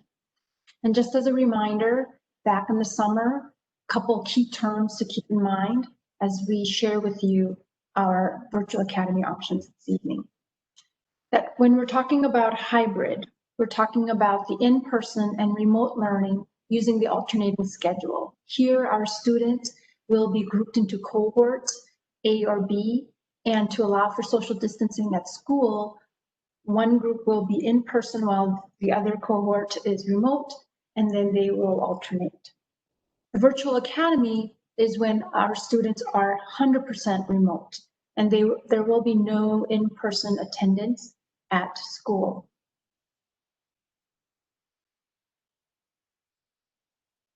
Okay. So it has been deemed safer now, and we've been cleared to transition to Plan B. And as we're reviewing the virtual academy options, we have taken into consideration the constraints, the limitations, and requirements that we worked to create options that we would provide families as much choice and flexibility as possible. So, like I said, there are limitations to what we can do, but it was really important for us that our families had choice and flexibility to meet the needs that they have to deal with. We were also mindful of the impact that these virtual academy options would have on the teachers to offer these choices. And like Dr. Felder said, in no way are these offerings ideal and without its challenges. So we're not going into this thinking that this is going to be easy and that our teachers are going to be able to just implement all of this without additional support and without our additional grace that we all need as we stay fluid in dealing with the impact of COVID-19. The three offerings that are going to be shared tonight are a direct result of listening to our stakeholders comprised of our families, teachers, principals, assistant principals, central office staff, and the Board of Education, and first and foremost, keeping in mind the instructional needs of our students. Again, in no way are any of these offerings ideal, or will they be without its challenges for both teachers and students. These offerings are the best that we are able to offer at this time. We will continue to work together and adjust as we get more concrete data after families are surveyed and we know the number of students for each offering. The first decision families will be asked to make, you can go back to the last slide. The first decision families will be asked to make is this: do you want your child to return to in-person and remote learning on an alternating schedule? And you'll see that in the hybrid column in this visual. If the answer is yes, then families are choosing the hybrid option and no further decisions are necessary. But if you're saying no, then the families are choosing the virtual academy option to have their child stay 100% remote and the child will not attend school in person. Next slide. So should a family choose the virtual academy, these are the three offerings available to families. We will first review the offerings for the elementary and middle school tiers and then the high school tier. Offering one is for students who want to stay 100% remote and want to attend class with students who selected the hybrid option. Because the virtual academy students are 100% remote, they will always be attending class with the cohort that will be remote. And those will be the classmates for the virtual academy students. The school teams will do their best to keep the classmates and the teacher the same as they are now as much as possible, but it will be based on the choice families make and how many. The students will continue to follow the same schedule as those attending in person, and the teacher will determine the level of synchronous and asynchronous work. The teacher will also continue with their own curriculum, such as the blueprint curriculum, supplemented with other additional resources, such as From Edmentum. But should families want additional enrichment for their students, elementary students will be given direct access to the Calvert curriculum, and the middle school students will be given direct access to the courseware curriculum for grades 6 through 8. This will mean that students can take additional courses on their own, asynchronously, without a teacher, and while the work will be graded, the courses and grades will not show up on the report card. So the key elements in offering one is that the virtual academy student will attend with the hybrid student, always staying with the remote group. Again, schools will try to keep the students and the teachers the same as they are now, but again, we won't know how much of that we can stay true to until we get the results from our families and what they're selecting. We will always do our best because we understand the importance of relationships and the relationships that have developed the first half of the year. We will do our best, but again, we can't guarantee that. So we just wanted to make note of that. Also, and this is true for all of the offerings, the assessments. All students will still be held accountable to the school diagnostic assessments, the district and state assessments. Some of these assessments will need to be in person, and when in those cases, schools will make arrangements for even the virtual academy students to take state required assessments, those that are required to be taken in person. So if we go to the next slide, we'll share a little bit information about offering two for elementary and middle school students. The difference here is that the virtual academy students, instead of attending with the hybrid students who are alternating in person and remote, this offering allows students to take classes with other students who have selected to stay 100% remote. They will follow the schedule as the school, the teacher's school, the classmates and the teacher. Again, the school teams will do their best to try to keep them similar to the classmates and teacher who they have now. But again, there's no guarantee, and we won't know until we have all of the results in from what families are selecting. The students will follow the daily schedule set by the teacher. And again, the teacher will determine what will be taught and learned synchronously and asynchronously. Similar to offering one, the curriculum will be determined by the teacher, and very much continuation of what the teacher has been teaching semester now. So it's again, using blueprint courses, they'll continue with that. Just like in offering one, students will still have access to Exact Path. They'll be getting access to Study Island, and for the younger grades, to reading eggs and math sheets accordingly. Again, the students will have access to enrichment courses, and again, not assigned a teacher and not given grades on report cards for the enrichment courses.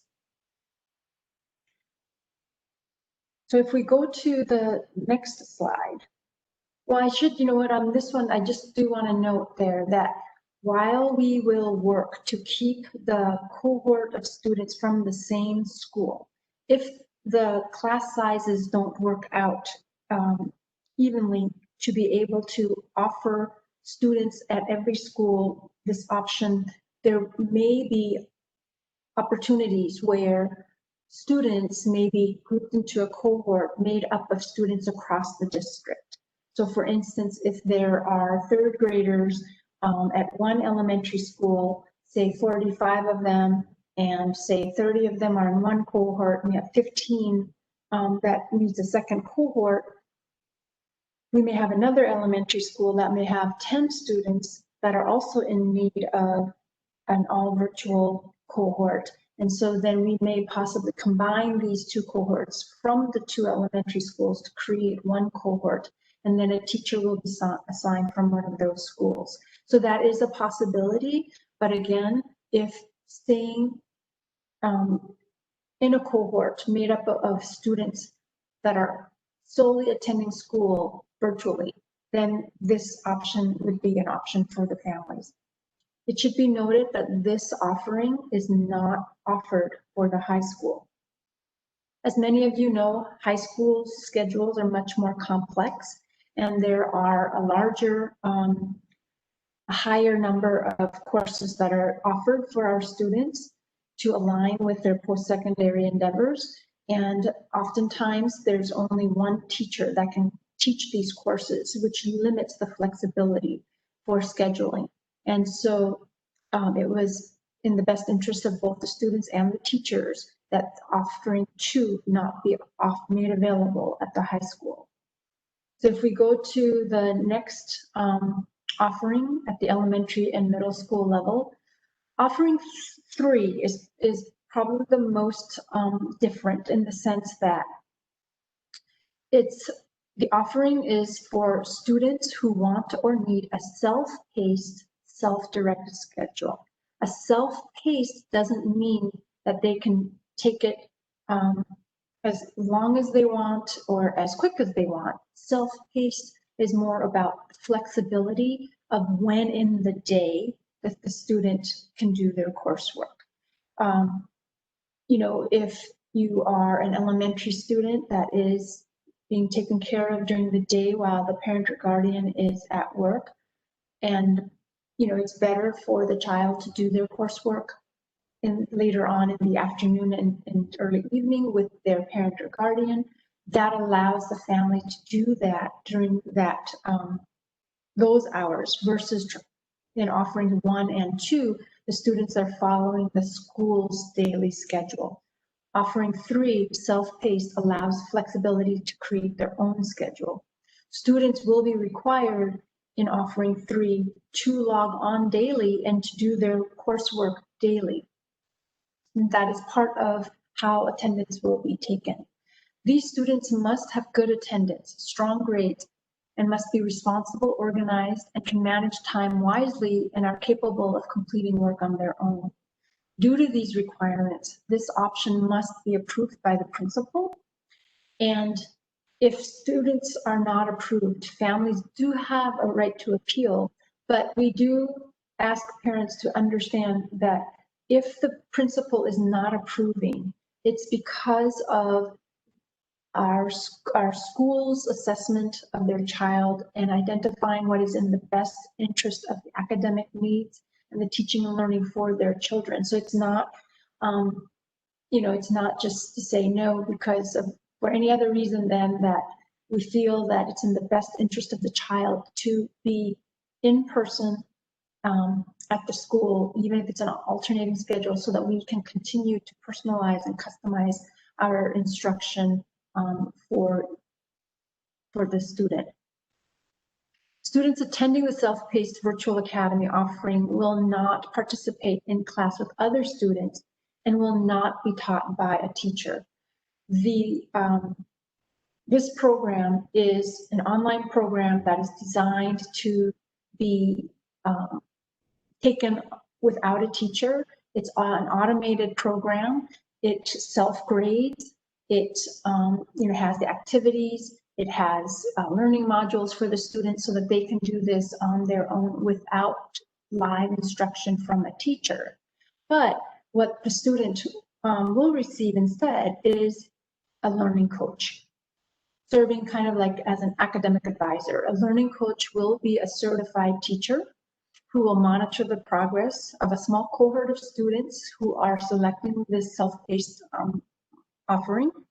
And the learning coach will make sure that the students are staying, following the pacing guide to make sure they don't fall behind, and to support, should the student need any support, but also to if the student is needing additional support, to make sure that they keep that connection and let the school know that their student is in need of additional support. And to create a sense of community and belonging for this cohort of self-paced virtual academy students, the learning coach will hold weekly seminars to allow the students to come together, to do some social emotional learning, to do some team building, and just to build a community, and to remember that they are still part of Orange County Schools, that they're still a member of their school community, and to stay connected. To just talk a little bit more about the learning coach. The learning coach is a position that will be open to teachers who are interested in additional duties above and beyond their regular teaching duties. The teachers can choose should they want to serve as a learning coach, and this will be a stipended position, and the work will be done beyond regular work hours. So you can think of them having office hours after school, maybe between 4 and 7, or maybe on weekends.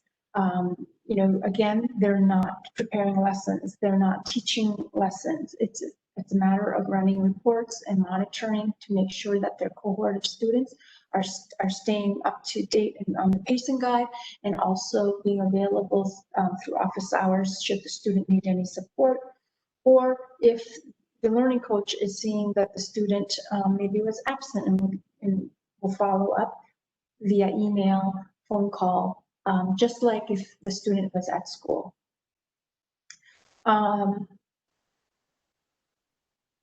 When we spoke about the students setting their own schedule, they will work asynchronously, and here the curriculum will be different. The student will be on the Edmentum platform, and they will follow strictly the Calvert curriculum for students who are in grades K through 5, and the courseware 6 through 8 curriculum for students who are in middle school. So again, if you think of these courses are designed so that students can take these courses on their own without the instruction of a live teacher. Okay, if we transition now to offerings for high schools. Offering 1 is very similar to that offered to the elementary and middle school tiers. The biggest difference, of course, is the curriculum. High school students will have access to all OCS courses offered at their high school. They too will have access to enrichment courses via courseware curriculum on the Edmentum platform, but again, a teacher will not be assigned. They will do this asynchronously and while graded, because again, this platform is designed to be self-taught. The course and the grade will not appear on the transcript. And as stated earlier, offering 2 will not be available for high school students. And so if we go to the next slide, we'll go to offering 3. And again, as for students who want or need a self-paced, self-directed schedule, this would be the offer that best fits them. There are a number of our students who do work and support their families, and this may provide them the flexibility to not have to choose one over the other, and that they can do both. And so this allows the students to take their classes on their schedule. Again, self-paced, not meaning, however long, but when in the day will they be able to take their courses daily. They will be required to do their work. These students, again, must have good attendance, strong grades, and must be responsible, organized, and can manage time wisely, and are capable of completing their work on their own. And again, this will have to be approved by the principal. Students attending the Self-Paced Virtual Academy, again, will not participate in a regular class with other classmates, and will not be taught by a teacher, but they will be assigned a learning coach who will be their teacher of record. And again, learning coach is a certified teacher. And just to reiterate that these are optional opportunities for teachers who are looking to take on additional roles and responsibilities, and again, paid a stipend for their work. The learning coaches, as in all 3 tiers, may or may not be OCS certified teachers, but they will be certified teachers. The student will again set their own schedule, work asynchronously, and they too will also work on the Edmentum platform following the courseware curriculum. Now, while in offering one for high school, the OCS courses would be offered. Here, not all OCS courses will be available in this offering, such as IB courses are not offered through Edmentum, and there are a number of CTE courses that are not offered with the courseware curriculum. And so the students will work with their counselors to make sure that they are picking the appropriate courses aligned to meet their graduation requirements.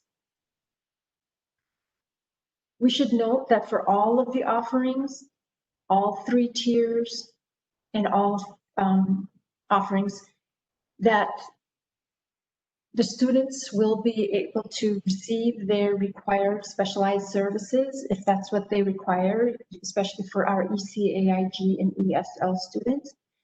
The services may not look the same as they've received before, but similar to how they're receiving them now. And if adjustments need to be made to their plans, it will be done so as a team under review, as always, to make sure that it is in the best interest of the students and under the circumstances that we are in a remote learning situation.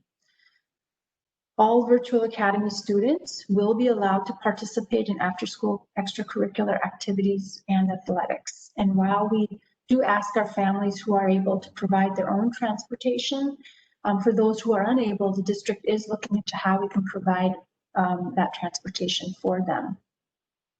And just want to reiterate again that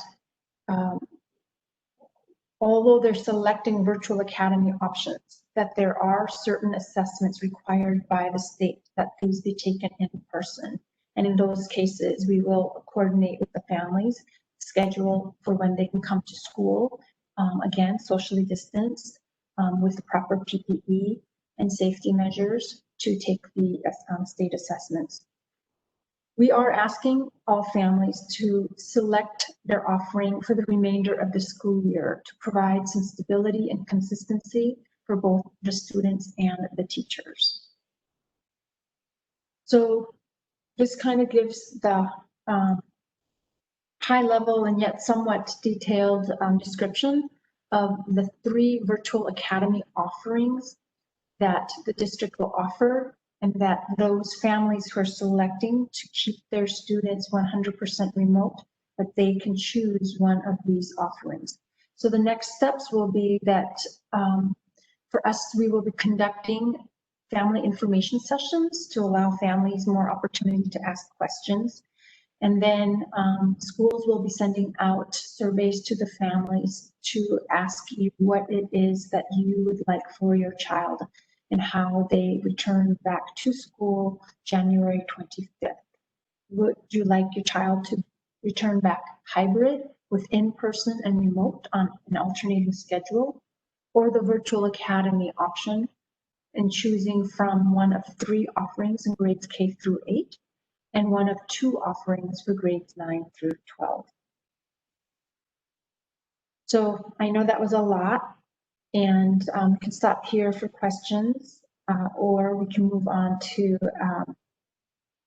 get a better understanding of how this instructional day will look like under or look different in Plan B. So I'll just pause here for a moment. Mr. Atherton?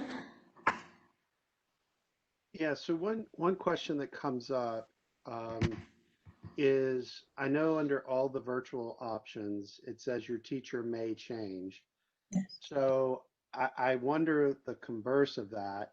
Does that imply that if a family chooses hybrid, their teacher won't change, or do they have your teacher may change in this as we determine how many students and how many teachers and staff So I just want to know if we know if that's true, right? If a person says, well, I'm going to go hybrid because I want to keep the same teacher, is that going to be true, or is there a possibility of a change there as well? Honestly, Mr. Atherton, I think the safest answer at this time, because we don't have all of the information, is that it may change. Okay, that's fair. I mean, I just, all of them say may change, and I just wanted, we hadn't talked about the other side, so I just wanted to make sure we understood that that was a possibility. The other question I had was,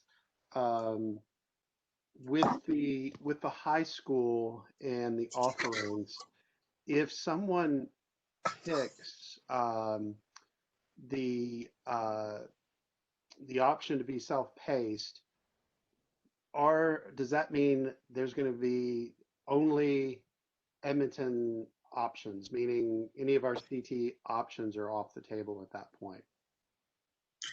So again, because there are limited CTE offerings that meet the requirements that we need them to meet, yep. Students would have access to those that are already fully aligned, but not all of our CTE courses are offered on Edmentum. So this is where it'll be really important for our students to connect with the counselors, and then it depends on where they are in their path, of course, completion of their CTE program. Because if they're a senior and they're already 3 years in and they only need one more course to be the completer, then would we recommend that they take another CTE? No. We would recommend that they select another offering that will allow them to finish that at school with the school offering. All right, and the last question I have in the same arena, I assume with the virtual academy, self-paced high school or middle school, that they will still be able to join clubs if they so choose, even though they're going to be self-paced. Is that true? Correct. Okay. Yes. So all virtual academy students can participate in extracurricular activities, after-school activities, as well as athletics. And all, just to be equitable in access, that's where, while some families may be able to drive their students to school after school to participate, not all families will be able to do that. And that's why we are looking into how we can provide those families transportation so that there may be equitable access. Excellent. Thank you. Mm-hmm. Ms. Smiley? So on this high school piece, just to make sure I'm understanding it correctly, if a student, let's say, just really has to take a particular CTE course this spring, does that mean they have to choose the other option for all of their course? Is this sort of in high school an all or nothing self-paced? And so they would have to do that? Or might someone be able to be self-paced, let's say in some core courses, and then also take the CTE course, with the hybrid remote students? Mm-hmm. So we ask that, students stay true to the offering as much as possible.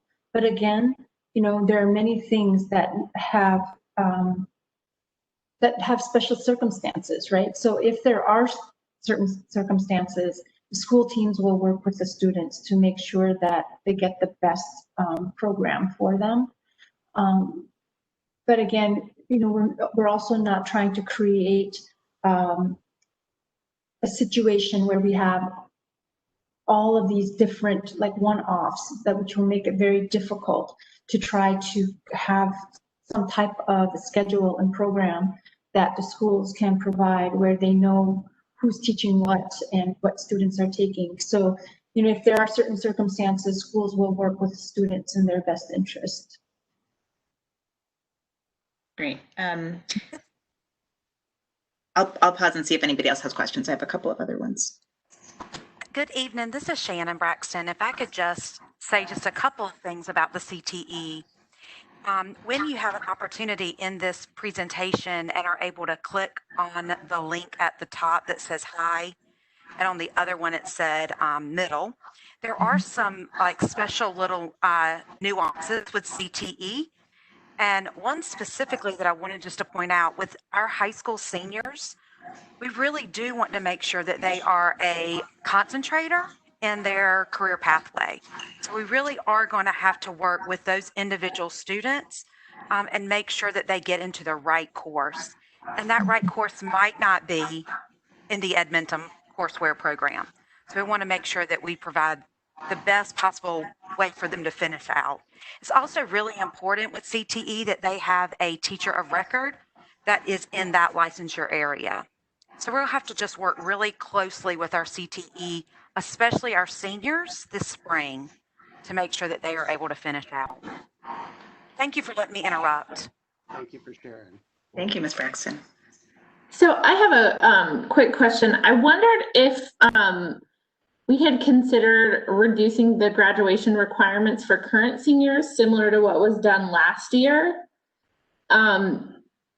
Is that something that has been discussed? It might, you know, just in terms of like elective credits that aren't required by the state. We can definitely look into that, Ms. McKenzie. Great, thank you. Ms. Hauser?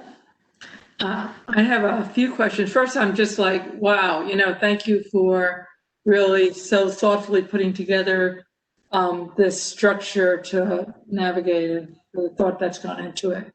I have a few questions. One is just a simple one on option 3, the learning advisor meetings with the students. Will they, any of them be in person, or will they, or might they be in person? Will they have that option? So at this time, they would be all virtual. Yeah. Okay.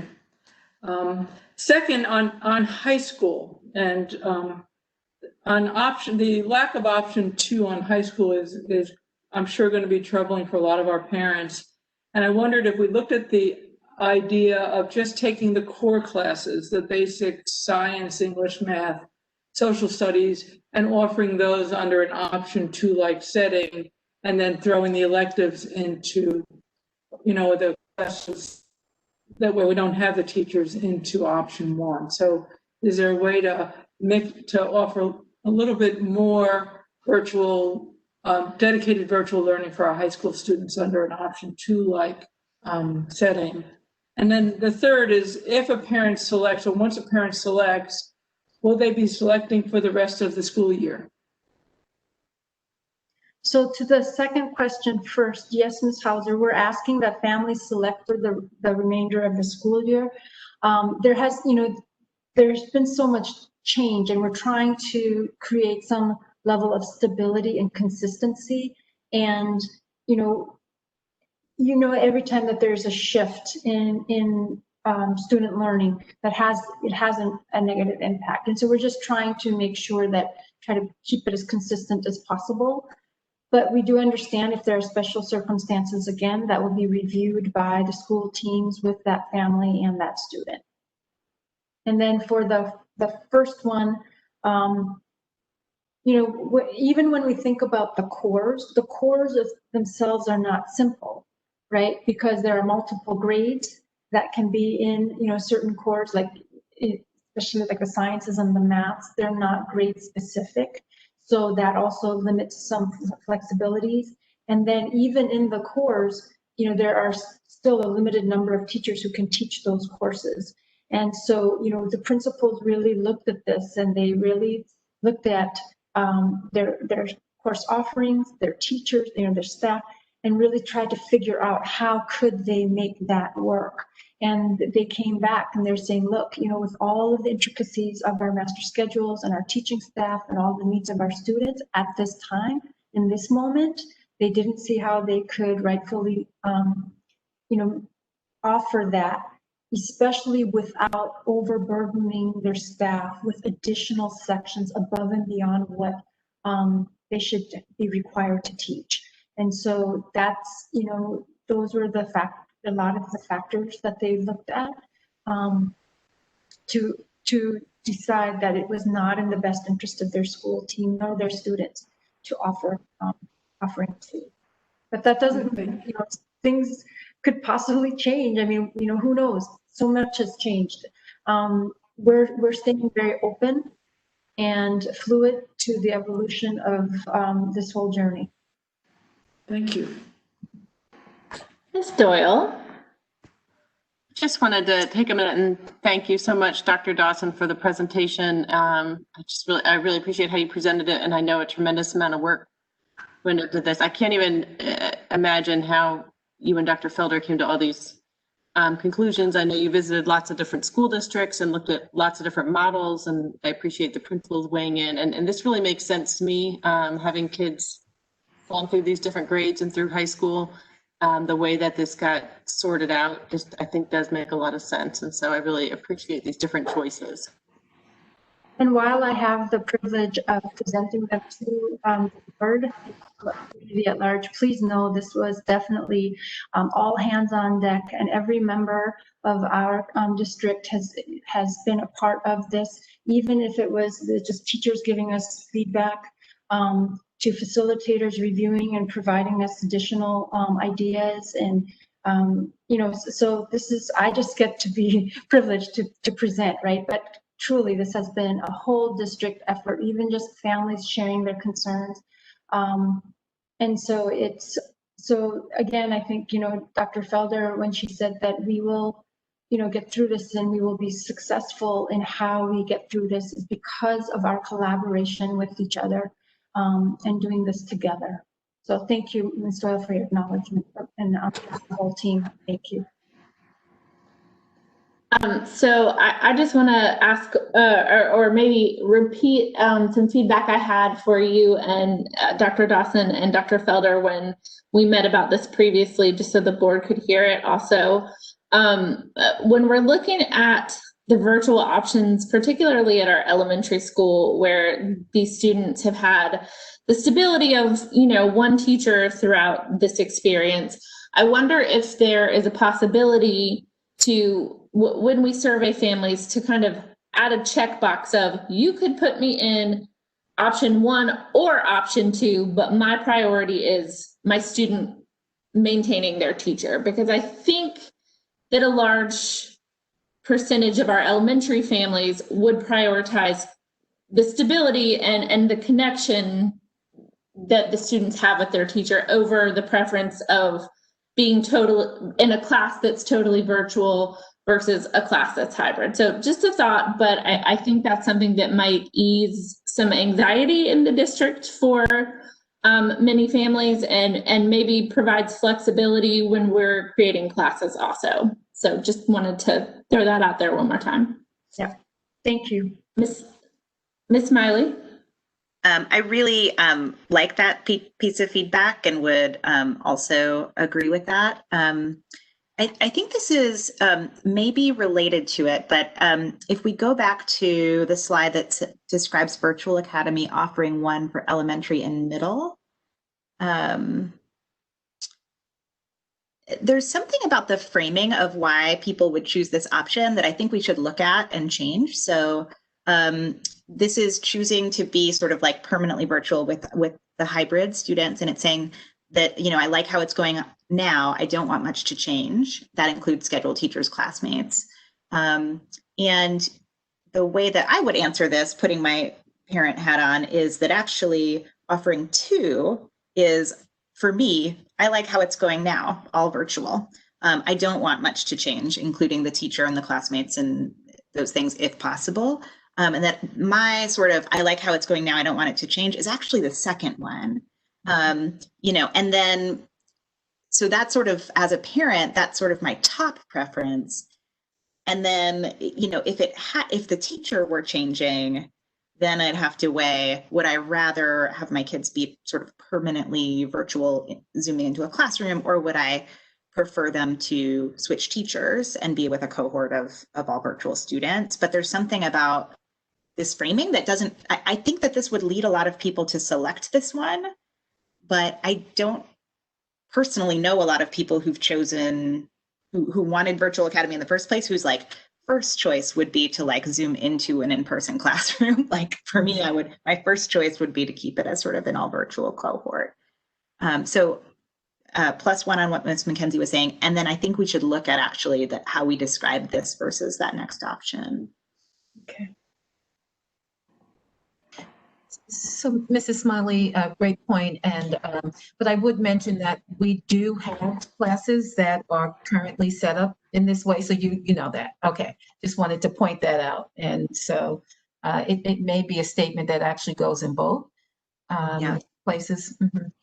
And that actually, we might be able to solve it a different way by better getting families to express whether their preference is to sort of preserve the same teacher, even if that teacher is teaching in hybrid, versus preserving the like all virtual setting. Like, to me, that's a little bit more of the trade-off I would be making. Yeah.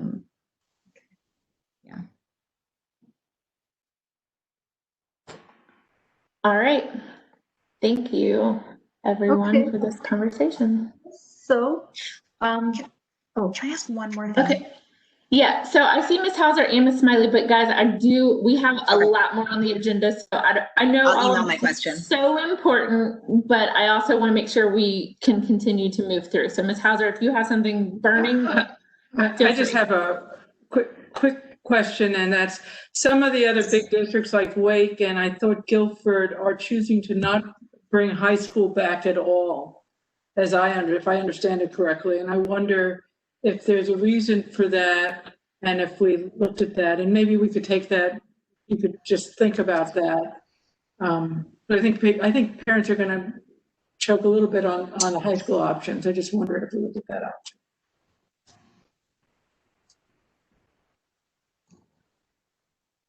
thank you. And if there isn't anything else, I would like to introduce Dr. Chris Gammon, our Executive Director of Curriculum Instruction, to help us better understand how the instructional day would look different in Plan B. So, Dr. Gammon. Thank you, Dr. Dawson.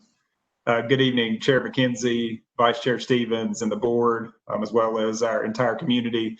This evening, I will share an update on where we are in our planning process instructional design under Plan B.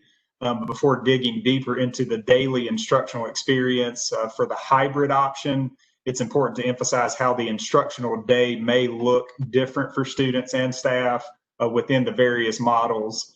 So for families who select the hybrid learning option, meaning students will attend in person or remote on an A-week, B-week rotation, they will experience a full day of synchronous, meaning live instruction with their teacher when they are in person, Monday through Thursday. While those students are learning remotely, they will receive 1 to 4 hours of live instruction per day. Plus, they'll get 2 to 4 hours of asynchronous, meaning non-live learning activities per day, Monday through Thursday. So again, that means students that are on for example, the B-week rotation, they're learning remotely, they would receive 1 to 4 hours of synchronous live instruction with their teacher. Plus, they would have 2 to 4 hours of asynchronous learning. But students who are actually in person that week would receive that full day of in-person instruction. As Dr. Dawson referenced earlier, students who learn under the virtual academy will receive 1 to 4 hours of live instruction every day. Those who chose offering 3, which was that self-paced option. Plus, students in the virtual academy will receive 2 to 4 hours of asynchronous, non-live learning activities per day. And again, this is Monday through Thursday. Students who choose the self-paced option, which was that offering 3 under Virtual Academy, they will receive asynchronous courses on a flexible daily schedule through the Edmentum platform. Plus, students will get scheduled support from their learning coach, as Dr. Dawson referenced. Beyond the Monday through Thursday schedule, learning will continue on Fridays for all students. Students will complete 2 to 4 hours of asynchronous, non-live learning activities on Fridays, while some students will also participate in personalized live sessions that are synchronous at the discretion of their teachers and schools based on their needs. All students, though, should participate in morning check-in sessions on Fridays with their teachers. Homework may be assigned for all models 1 or more days a week. And I do want to note, and I want to emphasize this and continue emphasizing, that all of these windows of time for daily learning are approximate. They do not replace a teacher's decision-making. In fact, teacher decision-making, as you've heard throughout our presentation this evening, and input from our teachers will continue to inform our preparation for Plan B. So next slide, please. Over the last few weeks, we've continued to refine our instructional offerings for our return to Plan B instruction. It's important that I reiterate that this is an evolving and a very fluid process. Much like our initial shift to 100% remote instruction in Plan C, we are very mindful that our teachers are doing an incredible job in less than ideal conditions, as we've noted this evening, and we will continue to work as a team to learn and to grow through this transition to Plan B. So we do acknowledge and celebrate where our teachers are in their growth at this point. Since August to now, we're staying and flexible to any proposed instructional shifts as we constantly are making these necessary adjustments based on the information that we have. There are a couple of ways that we are taking action to learn more about the different instructional models. Recently, we began hosting mock classrooms with our very talented Orange County Schools teachers. We have multiple mock classrooms scheduled over the course of the next 2 weeks at the elementary, middle, and high school levels. The purpose of mock classrooms is to become acclimated to the shift back to in-person instruction, while also facilitating remote instruction for students. So during these mock classrooms, teachers are still teaching their current students remotely as they've been doing since the beginning of the school year, while district and school leaders are volunteering to serve as in-person students. During these live sessions, we are sitting socially distanced with masks.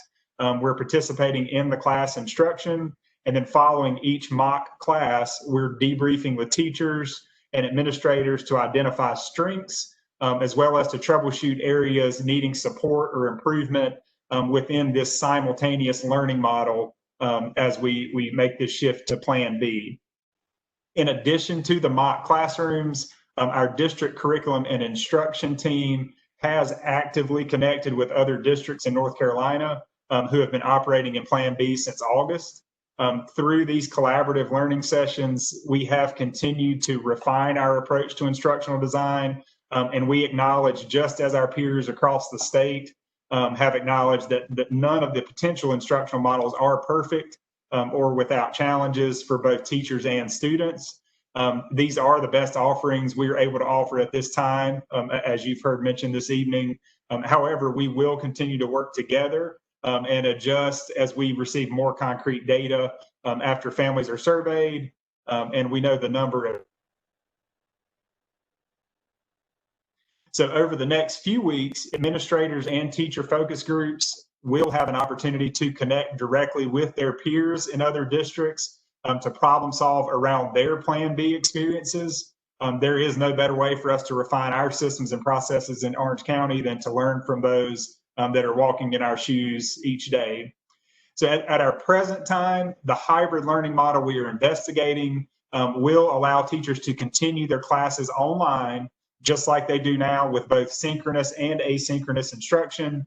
As you can see in the slide here, the only differences are where the teachers are teaching from for the most part, and that a group of students will be attending in person, as well as their continued remote learning students participating remotely. This allows for students to have the same teacher in Plan B as they did in Plan C whenever possible. This also continues to provide opportunities for students to receive personalized services such as AIG, EC, and EL support. Teachers will continue to use their professional judgment in determining the best instructional strategies for their students on a daily basis. At this time, I would dive a little bit deeper into what a typical classroom structure could look like in the Plan B hybrid learning model. So as you can see on the slide, and we're going to go to the next slide, please. Class will begin with a mini lesson that will last approximately 5 to 15 minutes, led by the teacher that both student A, who is in person, and student B, who is remote, can view live at the same time. either from the classroom or from their remote location. The mini lesson is used to teach a skill or a concept in a very focused manner. During the mini lesson, it's common for teachers to help students connect this new skill or concept to something that they're already familiar with, and to provide a couple of minutes of active engagement with the new concept, and then to launch students into their independent practice around that new concept or skill. So during this mini lesson, a teacher may project themselves teaching or have a digital slide projected, and they are teaching their mini lesson in the same manner that they are doing now remotely. All students would be able to see from their laptop screen simultaneously, whether in the classroom or remote. Students in the classroom will also be able to view the flat screen panel that's on the wall. This level of consistency is very important, as it will enable all students to continue working at the same pace and to receive direct instruction from their teacher. Again, I do wish to note that time will certainly vary across tiers. And when we're thinking of mini lessons and just instructional design in general, and this will be based on the expertise of our teachers, meaning the amount of time and resources used for direct instruction of a kindergartner may look quite different than a 10th grader, and we're very mindful of that. After this mini lesson, both student A, who is in the classroom, and student B, who's learning remotely, will be released to work independently. During the independent work time, the in-class student will be able to use different displays in the room, anchor charts, etc., in the class, as well as on their laptop to help guide their independent learning and practice. Students working remotely will also use digital displays and anchor charts, but all students will have built-in opportunities to move away from their screen, which we've heard from other districts in communication with them, prioritizing limiting screen time. And so we will build in those opportunities to move away from the screen to ensure there are those adequate breaks from the screen during that independent work time. Once students have begun their independent practice, teachers will be able to conduct one-on-one conferences, small group instruction, provide targeted support. Teachers will be able to occasionally pull their remote learning students for one-on-one or small group support as well. But it's important to note that this time will primarily be used for in-person students. School schedules are also being built to ensure that there are additional windows of time built into the daily schedule for students who are learning remotely in this hybrid model to still access their teacher for support. So finally, before closing each lesson, teachers will gather all learners in person and remote to facilitate a share session or an exit ticket, as well as assign next steps and homework. In closing this evening, I believe it's important to constantly remind all of our stakeholders that we are still exploring various instructional models. Last week, we met with teacher focus groups again after reviewing potential instructional plans that they shared with us through teacher feedback sessions. Through these conversations, our teacher leaders were able to share their expertise around the variety of possible instructional models we could pursue for hybrid instruction. Teachers have also provided ideas, thoughts, and plans through our weekly update survey. Adjustments will be made school to school based on need and the amount of students who participate in person or fully remote. We are also fully aware through our remote learning experience in Plan C that teachers will continue to grow at their own pace and with ample support, as Dr. Dawson mentioned earlier, as they adjust to this new way of instructing. So are there any questions about the instructional day at this time? Ms. Smiley? So this is very helpful for thank you for walking through this. My question is around the small group and individual conferencing piece. And you said your recommendation is going to be that the teacher focus mostly on the students who are in person during that time. And I'm concerned about the option for virtual academy, where a parent might choose for their student to remain remote 100% of the time. That to me suggests that that student would be getting potentially less small group attention or individual support than they are now. And so I'm wondering if there's anything that you have planned to address that and make sure that's not the case. Yeah, that's a great question. I do want to reiterate that as our principals have worked to develop more of the overall schedule for the day, they are building in time and opportunities for students that are 100% to still be able to get those check-in opportunities with teachers if they're not able to get it as frequently during that in-class instruction. And that comment is not to say that they're going to get significantly less, but I do think we need to be realistic that there are going to be times where it may be less in the in-class space. So they would then have that additional time built in to be able to connect individually with their teachers as part of just kind of their daily schedule. Thank you. My hope is that those wouldn't be in the flavor of like optional office hours you can come to if you want to, because I think a lot of the kids who need it would not take advantage of that. And so it's more the like teacher directed, I think this kid needs X, that I would hope not to lose. Got it. Thank you.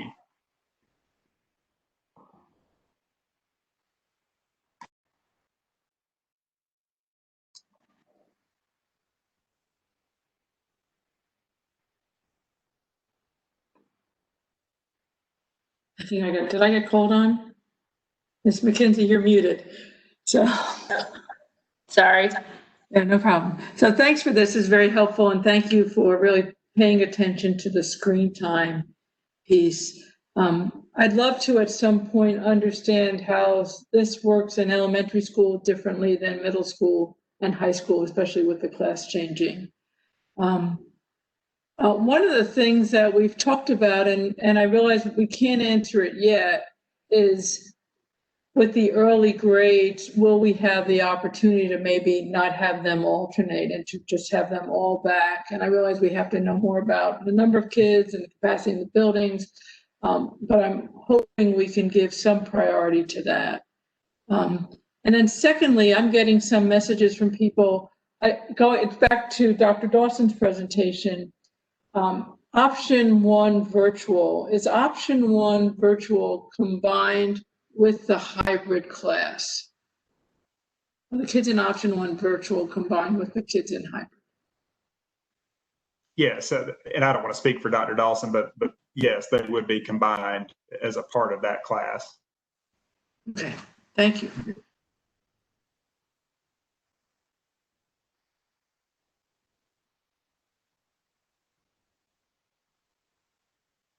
I think we're ready to keep going.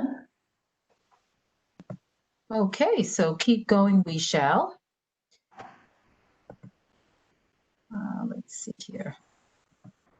All right, so at the September 29th board meeting, the board approved the district's recommendation to reopen schools in Plan B with an alternating bi-week schedule based on the district's consultation with the Orange County Health Department. If you'll recall, they gave with regards to alternating by week, said it had an edge from a safety standpoint.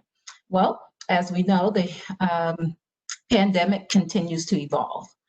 So shortly after the board's decision, the Orange County Health Department's stance on alternating by day shifted to a neutral stance, which was supported by the ABC Science Collaborative. So as a result, the district decided to administer a survey to both schools and families to assess their preference for whether we should move forward with alternating by week in Plan B or alternating by day in Plan B. And so as you can see, per these data, 69% of our schools and 40% of our parents prefer alternating by week. Hence, the recommendation remains that we reopen schools in Plan B using the alternating by week schedule. I would like to thank everyone who participated in the survey. I was grateful to be able to give an opportunity for our stakeholders to weigh in. And we've heard from our stakeholders and am recommending that we continue to use the alternating by week schedule. Questions regarding the data?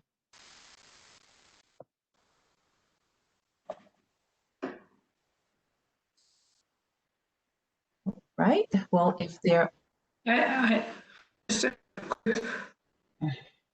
Was there a difference amongst high school parents and teachers versus elementary and middle school parents and teachers? That's a great question. I'd have to go back and look. I don't want to provide misinformation, but we can go back and look at the data. Thank you. Mm-hmm. Any other questions at this time? Mr. Atherton? So did we have this broken down by grade? Just curious if this is different for like high school. Is the high school families feel different or staff feels different? Because there seems to be a lot of,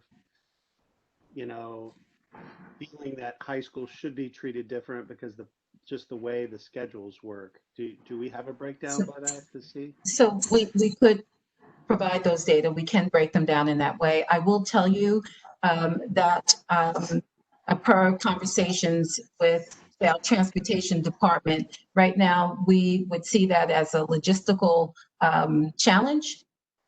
If we have some schools alternating by day versus other schools alternating by week, the recommendation is let's stick with one option for now. And if, once we get settled and we see how things go, if we can make some adjustments, we will. But it will be a logistical challenge if we have schools on different schedules. It may also prove to be for families with children on different schedules. So don't know the answer to that, but that's possible.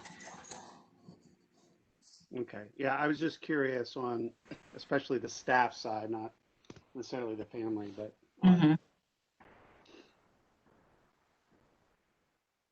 Any other question?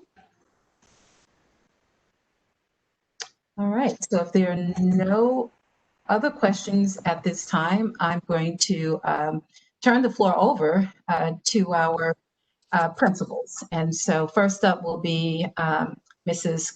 Christine Kreider, principal at Hillsborough Elementary School, followed by Dr. Jeffrey Rockland, principal at A.L. Standback, and last but not least, Dr. Carlos Ramirez, principal at Cedar Ridge High School, and they are going to share with their colleagues how they work together to come up with staggered return and orientation schedules for students in Plan B.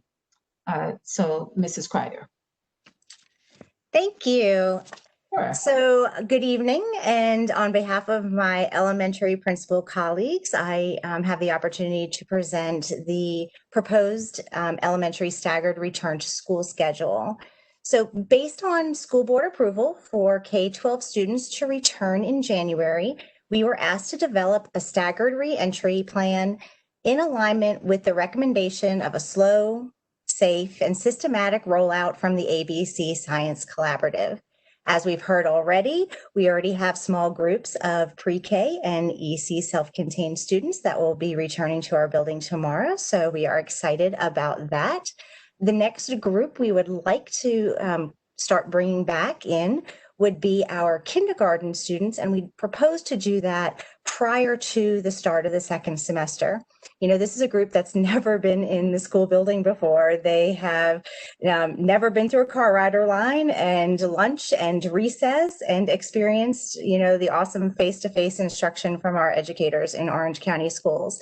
So we really felt the need to get them in earlier, and that would be a face-to-face orientation. Now, if you look at the calendar, our proposal would be that kindergarten cohort A would come on Tuesday and Wednesday, that's the 12th and 13th of January, and then cohort B would come in on the 19th and 20th. And you may be wondering why Tuesday and Wednesday, and it's simply because of the calendar, because the week of January 18th, we're out for Martin Luther King Day, and then we have work days on Thursday and Friday. So the only days available that week are Tuesday and Wednesday. So in order to be consistent for cohort A and B, and that's why the proposal is that we have cohort A coming in on Tuesday, Wednesday, and cohort B coming in on Tuesday, Wednesday the following week.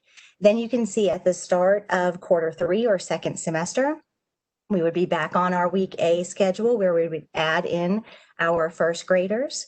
And then you can see that would be for cohort A, the following would be cohort B. Then you can see that we're going to add our second and third graders to the mix, cohort A and B, and then fourth and fifth grade in cohort A and B respectively. So one thing to note is that teachers are going to provide orientations to students and families the weeks prior to the cohorts to return. And then we're also going to make sure that, as we usually do in elementary anyway, we spend a lot of time working on making sure we're teaching those routines and those safety procedures when students are in the building. Any questions? All right, well, if there's no questions, then I'm going to turn it over to Dr. Rockland. Good evening, board. I'll be brief, speaking to you about middle school. So also with what Ms. Kreider had said in terms of being asked to develop a plan that looked at a slow reentry process. Several models were shared, and the one that was determined to move forward with and proposing to you is one that we enter by grade level in cohorts. So every 2 weeks during the second semester, a new grade level will then be added to the schedule. And so the first 2 weeks, you would have cohort A of 6th grade entering, and then the second week would be cohort B. Then starting February 8th, 7th grade, cohort A would be added in, and then 7th grade B the second week, and then the last weeks would be 8th grade coming in. As one grade level starts, they continue on with the process, and once they're in school, they remain in school on those AB weeks, but it's adding in grade levels at a time. In terms of the daily schedule with those, all core classes will be occurring daily. They'll have an alternative AB elective schedule similar to what they have now. We'll be providing gaps between classes. I know that was mentioned by the board earlier in terms of providing opportunities to make sure that rooms are cleaned appropriately. Lunches at this point would be in the classroom, and having required scheduled bathroom breaks by class to limit transitions in the hall. We also would include a 30-minute arrival and dismissal time window to allow for checks to be done appropriately in the morning and to make sure that we're leaving the building safely. And orientation for the students, that really would occur during the virtual time the week before we start.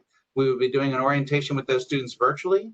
And then really the first week that they come back, we would then follow up with further orientation where each core class would take on about a 40-minute lesson over the course of 4 days on reorienting students to what it would be like to be in the building. In terms of parent reentry, we would have virtual meeting dates for families. There would be a 10 a.m. and a 6 p.m. The tentative dates that we chose was the Tuesdays before each grade level would come back.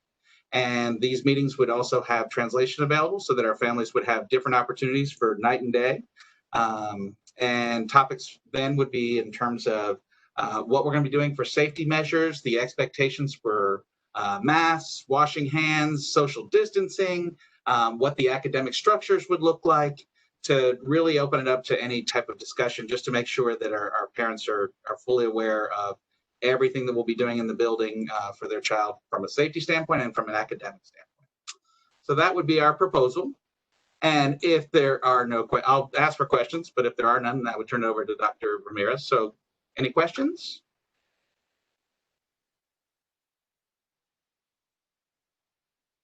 Using that wait time. All right, Dr. Ramirez, you're on. I have a question. Oh, yes, ma'am. I don't know if it's for you or Ms. Kreider, but I wonder, there's this remote learning time built into the schedule, and I just wondered what that is. Say that again. And when you're so asking you're about... not showing it in your schedules.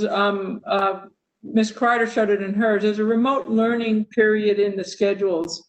On the Fridays? It's on the Fridays and it's on Correct. the mornings. And what is that? So that's similar to what we have now, where the students in a hybrid model would go to school for 4 days. And then on Fridays, it would be remote learning where you could be pulling groups for MTSS support. It could be when you were talking earlier about having students come in for small group instruction based on data telling us that we need to offer additional support. And that usually runs through the morning time. The afternoon time would have either staff development at the site or at the school, or it'd be district staff development time for teachers on those Friday afternoons. So those were the remote days. And then there are a couple days that were already in the calendar as remote days. But that's why you might see them within a week. Yeah, I was just trying to understand the hours in, are those days or maybe if you could bring back the slide, the Ms. Kreider slide? So remote learning is days, because there was a time where there's a remote learning built into the day. There's a remote learning period in the day. And I wondered what that is. That's kind of my question.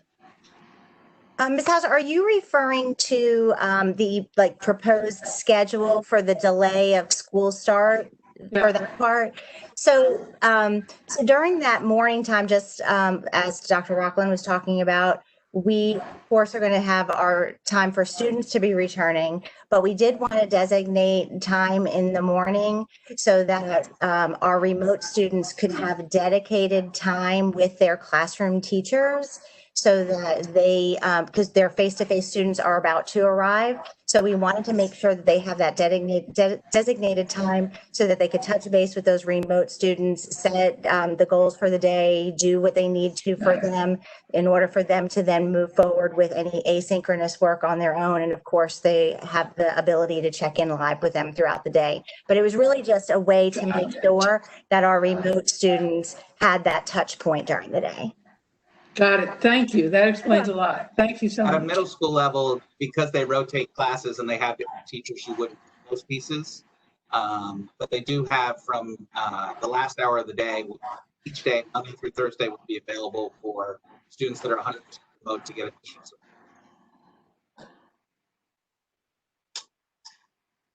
All right. Any others? Okay, Dr. Ramirez. Thank you. Good evening, everyone. Pleasure to be here to present what the high school principals came up with as far as the staggered opening. I want to start with orientation dates. We have ninth graders that have not stepped on our campus, and we need to make sure we show them the entire campus and how to navigate, where to get support, and learn our system. So we're going to start with Group A on the 19th and Group B. Like I said, this will be in person. We'll have our parent orientations on the week of January 18th. So on Monday, January 25th, we'll be able to start instruction on all gears. So you can see on the 25th, it's the first 2 weeks, we have a 9th and 10th grade group coming in. And then the following 2 weeks, we have 10th and cohort A and B. And then beginning on Monday, February 22nd, we will have the 11th and 12th graders come in together, and we'll have all of our systems in place, and we're excited that our students are returning. Are there any questions? Mr. Atherton? So Dr. Ramirez, will you be able to use the new space at that time? Oh my goodness. Yes, the plan is set for us to break ground and start teaching on the first day of the second semester. Awesome. It's something else. We can't wait to see it. We will have all of our language classes, English and social studies classes will be in there. So everyone, all the students will be in the new building, at least with one class. So we're excited. Awesome. Thank you, taxpayers. Thank you so much to all of our principals, Ms. Kreider, Dr. Rockland, and Dr. Ramirez. It was great to hear from each of you, and I know that y'all are as excited as the board is to welcome our students back.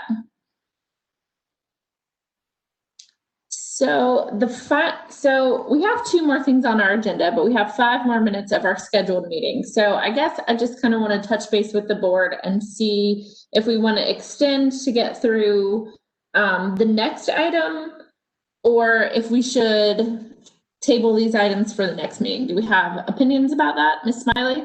I think we should talk about the next item, which is procedures for going back to Plan C, given the way metrics are looking and given some of our kids going back into classrooms. So Okay, I advocate for at least talking about that one. I would move to extend the meeting by 15 minutes necessary. Second. Dr. Felder, do you think we can get through this next item in 15 minutes? I'm smiling because I am hopeful. We will do our best. Willing to give it a whirl. Okay, so I have a motion from was it Ms. Doyle, and then a second from Mr. Atherton, is that right? Yeah. Okay. Mr. Atherton? Yes. Ms. Doyle? Yes. Ms. Hauser? Yes. I vote yes. Ms. Moore? Yes. Ms. Smiley? Yes. Ms. Stevens? No. Okay, well, the motion passes, so we are in session until 10:15. Thank you, everyone, and we will just try to quickly move through the next item, and we will save the following item for either, I'll talk to Dr. Fetter about if it needs to be on the next agenda. Okie dokie. So Mr. Johnson and Ms. Crawford, the floor is yours. Thank you, Dr. Felder. Good evening, Board Chair McKenzie, Vice Chair Stevens, board members, and Superintendent Felder. The purpose of this agenda item is to discuss Orange County Schools' process for considering when to shift from Plan B back to Plan C. As Dr. Felder mentioned, Ms. Crawford. As you know, Ms. Crawford works with the Orange County Health Department, and she's the Deputy Area Commander. She's here to help answer any questions that we may have. So when operating in Plan B, the Orange County school system will consider many factors and employ a two-step process for shifting from Plan B back to Plan C. Next slide, please. We will first ensure that we are adhering to Board Policy 4230, communicable diseases. This will mean if or when we have any cases of COVID, we will immediately consult and work with the Orange County Health Department. In fact, Policy 4230 states that the local health department has the charge and authority to investigate communicable disease and prescribe control measures in the community for the safety of the public. Orange County Schools employees work closely with the Orange County Health Department as outlined in North Carolina law to report, prevent, and control the spread of communicable disease.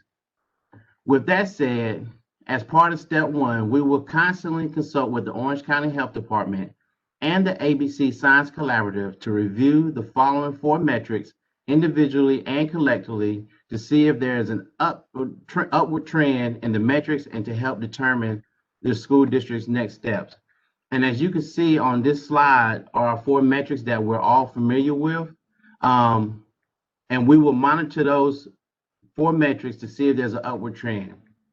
Again, as a part of step one, we will ensure that we're following policy, and we will collaborate with the Orange County Health Department and the ABC Science Collaborative. Next slide, please. When looking at step two, and under the guidance of the Orange County Health Department and ABC Science Collaborative, we will take other factors into consideration when deciding to move from Plan B back to Plan C. We will look at the amount of COVID-19 cases amongst our students and staff that have a negative impact on school operations. With that said, we will also look at the number of staff members available to ensure safety for students and staff. We will also take into consideration the time needed for decontamination of our buildings and the time needed for contact tracing. The community sense of security as measured by student, staff, and family surveys will also be a factor in decision-making. And finally, we will look at the ability of all of Orange County Schools to implement 5 key mitigation strategies. 1, are we able to consistently and correctly use our masks? This is for staff, students, and community members entering our buildings. Are we social distancing to the largest extent possible? Do we have good hygiene and respiratory etiquette? And are we cleaning and disinfecting our buildings appropriately? Finally, contact tracing and collaboration with Orange County Health Department will be key. Again, with step 2, we will walk hand in hand with the Orange County Health Department and the ABC Science Collaborative to look at other factors impacting the decision to move from Plan B back to Plan C. Please note, in both steps, we don't have concrete numbers because all of the metrics and factors that were mentioned tonight are not independent of one another. Also, the goal is to convene our partners, the Health Department and the ABC Science Collaborative, to assess the situation. This process will always be used when we have a student, staff member, or community member who enters our buildings with COVID. We will work closely with our partners to assess the situation and determine next steps. As you know and heard tonight, we have some of our students return tomorrow, and we will continually monitor the situation to ensure the safest environment for our students and staff. Due to the evolving nature of the pandemic, in collaboration with our partners, OCS will regularly revisit this plan as other steps may be added and factors not discussed may be considered. With this pandemic and all of the changes that we may face, I recommend that we bring this item back to the board in early January or before the second semester to revisit any potential changes in this plan. At this time, we can take questions. Ms. Smiley? Thank you for this, Mr. Johnson. It seems to me, and maybe I was misunderstanding what you just said there at the end. It seems like this plan may combine the decision for the whole district to go to Plan C and the decisions around individual classrooms, and maybe like a decision to quarantine a class or a decision to close a school, or to move a school to virtual, or something like that. Is that right? Is this intended to cover both of those things? That's correct. Okay, so that's helpful. I think it would be helpful to like distinguish those a little bit more, right? So like what's going to cause in those metrics, what's going to cause this district to say we are no longer in Plan B, we are in Plan C, versus what are the thresholds for quarantining a class, closing a school, something like that. I would find that helpful. And then I am assuming that the metrics task force is still in effect and would still be involved in making a recommendation here. Yes, ma'am, we'll still be meeting. And thank you for the suggestion as well.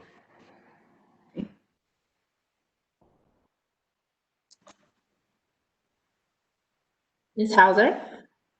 Yeah, I want to first build on that, because I agree that it's really different to reclose schools than to what do we do if we have a COVID case as a teacher or staff or a group. And I think we really do need to understand that really differently.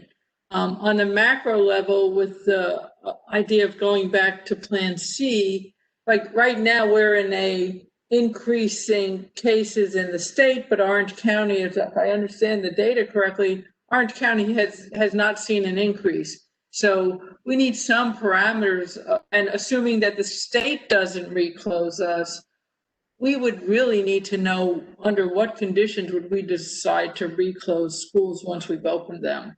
Again, that completely separately from what happens if we have a case or a group. And then related to that, there's been some articles about keeping kids in cohorts within, or small pods, if you will, within school, so that if there is an incident, they can contain it to the pod rather than send the whole class back. So I just don't know if we're looking at anything like that.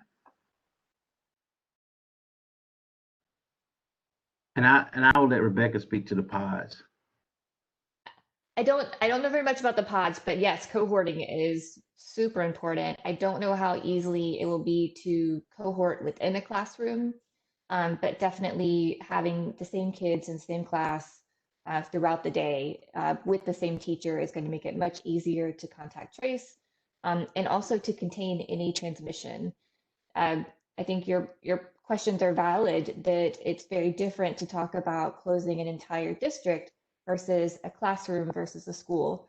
I will say that it is much harder to pinpoint how we would make a decision to recommend to Orange County schools for closing a school.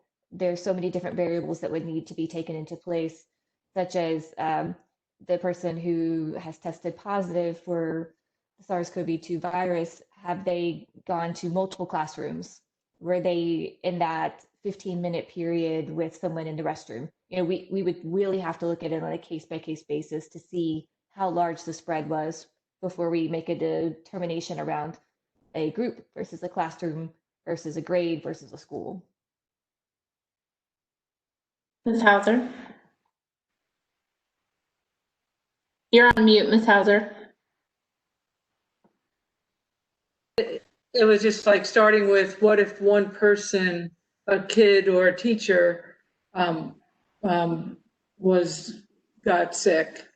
That's kind of where that kind of micro view starts before we close a school. So kind of those are the two ends of the spectrum to me. Right. I agree. I think that's why it's so important that we're working with your staff, with the schools, to come up with that very discrete plan of what happens when you pull the trigger that someone calls to say that their child has been positive or a staff member tests positive, that immediately upon knowing that, call the health department, and then we could work with the school and the families to figure out how to move from there. If, of course, if it's a staff member who lives in a different county than Orange County, we would work closely with that other county too. It's a really good joint effort. Thank you. Mr. Atherton? Yeah, I just wanted to plus one to Ms. Smiley's comments about separating these out, because I think it'll help all of us understand a little better what and how we would do that. The second comment I had was the ability for Orange County schools to implement the 5 mitigating strategies. I mean, that's critical. If we can't do that's serious. And I hope that we have, things that we will allow auditing of that, whether it's the principal or other staff members will be, walking through the halls and identifying and reminding so we don't get mask fatigue and those kind of things, because that is our protection. I mean, if we fail that, it's just critical path for us. But I hope there's going to be some auditing, positive auditing, right? I don't want everybody to think everybody's looking out, but at the same time, I can just, I've heard a lot of the terms of, mass fatigue or all of those kind of terms, but I'm hoping that we'll have some stuff in place, because those are just critical beyond just considering plan B to C. Great point, Mr. Atherton. Ms. Smiley? I'm curious about the main metrics that we're looking at. So the last I looked at them, our numbers were still in a good range in terms of our positivity and our total cases of that, but they were all red and trending upward, was my understanding. So we were still in the good range, but the trend was not good. It makes me just want to know, how often are we looking at these numbers and sort of assessing, oh, wow, we're getting really close? Is it like, are you looking at this once a week together with the health department, or how often are we monitoring that? Well, Ms. Smiley, I feel like Ms. Crawford, myself, we're talking at least 2 or 3 times a week and debriefing often. Great. And we're monitoring internally to the health department daily throughout the day, too many times per day. And the metrics, you're correct, they are where we would like them to be. I would love them to be a little bit lower than that, but comparatively throughout the state and in our region, we're really in a good place. They're definitely a very slow trend upward, but I am really hopeful that we can keep it contained enough, because we do know it's so important for our children to be back in schools. And you all have such a solid plan of a slow, gradual reopening that you have the ability to check back. If something's not working, if you start to see more community spread, you can easily go back a step. And I think that's the smart way to move forward with this. Thank you. Anyone else? Well, Ms. Crawford, we really appreciate you being here as always. Thank you, Mr. Johnson, for your updates. And we just really appreciate it. So with that, Dr. Felder, do you have anything to add before we adjourn tonight? Well, there is a part 2 to this. Ms. Stowe just wanted to speak to the communication protocol. She said she can name the tune in 2 minutes if you'd like to entertain. Okay, so that'd be great. Good evening. I said 20 seconds, so let me keep at that. But as we return to school, our goal is to keep our students and staff as safe as possible. And to do that, we must be transparent. If and when we have a positive test for a student or staff. And for these reasons, we have contact lists that we've developed for all of our students and staff who are returning. Students tomorrow and staff have already returned. This includes their email and cell phone. And then in addition to that, one factor that we must always keep at the forefront is that we must protect the identity of a student or staff member who does test positive. So if we do have a case of a positive test on campus or on site, anyone that was within close contact, which is 15 seconds or more, would be notified, and that would be in person, by phone. But in addition to that, we would notify everyone on site at that school and would let them know that if they haven't received that initial notification, they weren't in contact with that person for more than 15 minutes. And then for those reasons, and because our returning populations are so small, we will not have a public-facing dashboard at this time. We will have that when we return January 25th of next year, and you'll see a draft of that at your next meeting. Thank you so much. Mr. Atherton? Yeah, so the question I have is, what's the requirement of students or families to report to the schools that they've tested positive?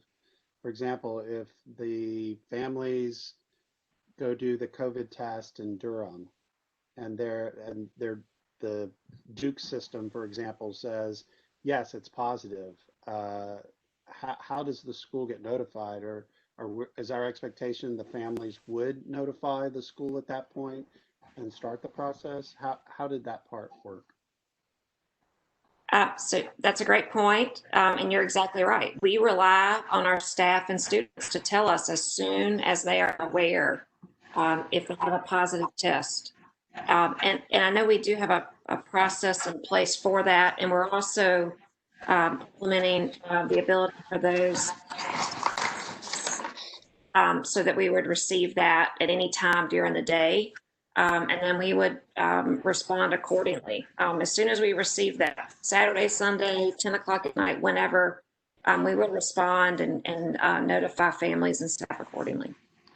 Yeah, I think we should, I know we have that top 10 kind of thing that we saw about things you should know when you come back. I think that's a high one that we should tell people that, hey, if you're sick or you've been exposed to somebody, even if you're not sick, confirmed, you know, we need to know. So anyway, thank you. I think that's a really Mr. important Atherton, point. I would just also mention that we have an attestation process, and we will share more about that at the next meeting. But that is a daily, you know, questioning and asking specific questions that would hopefully unearth that information. Yeah, I'm just thinking of the hybrid scenario where, you know, this happened on a Thursday that they get confirmed and now they're gone and they wouldn't be questioned again for another week.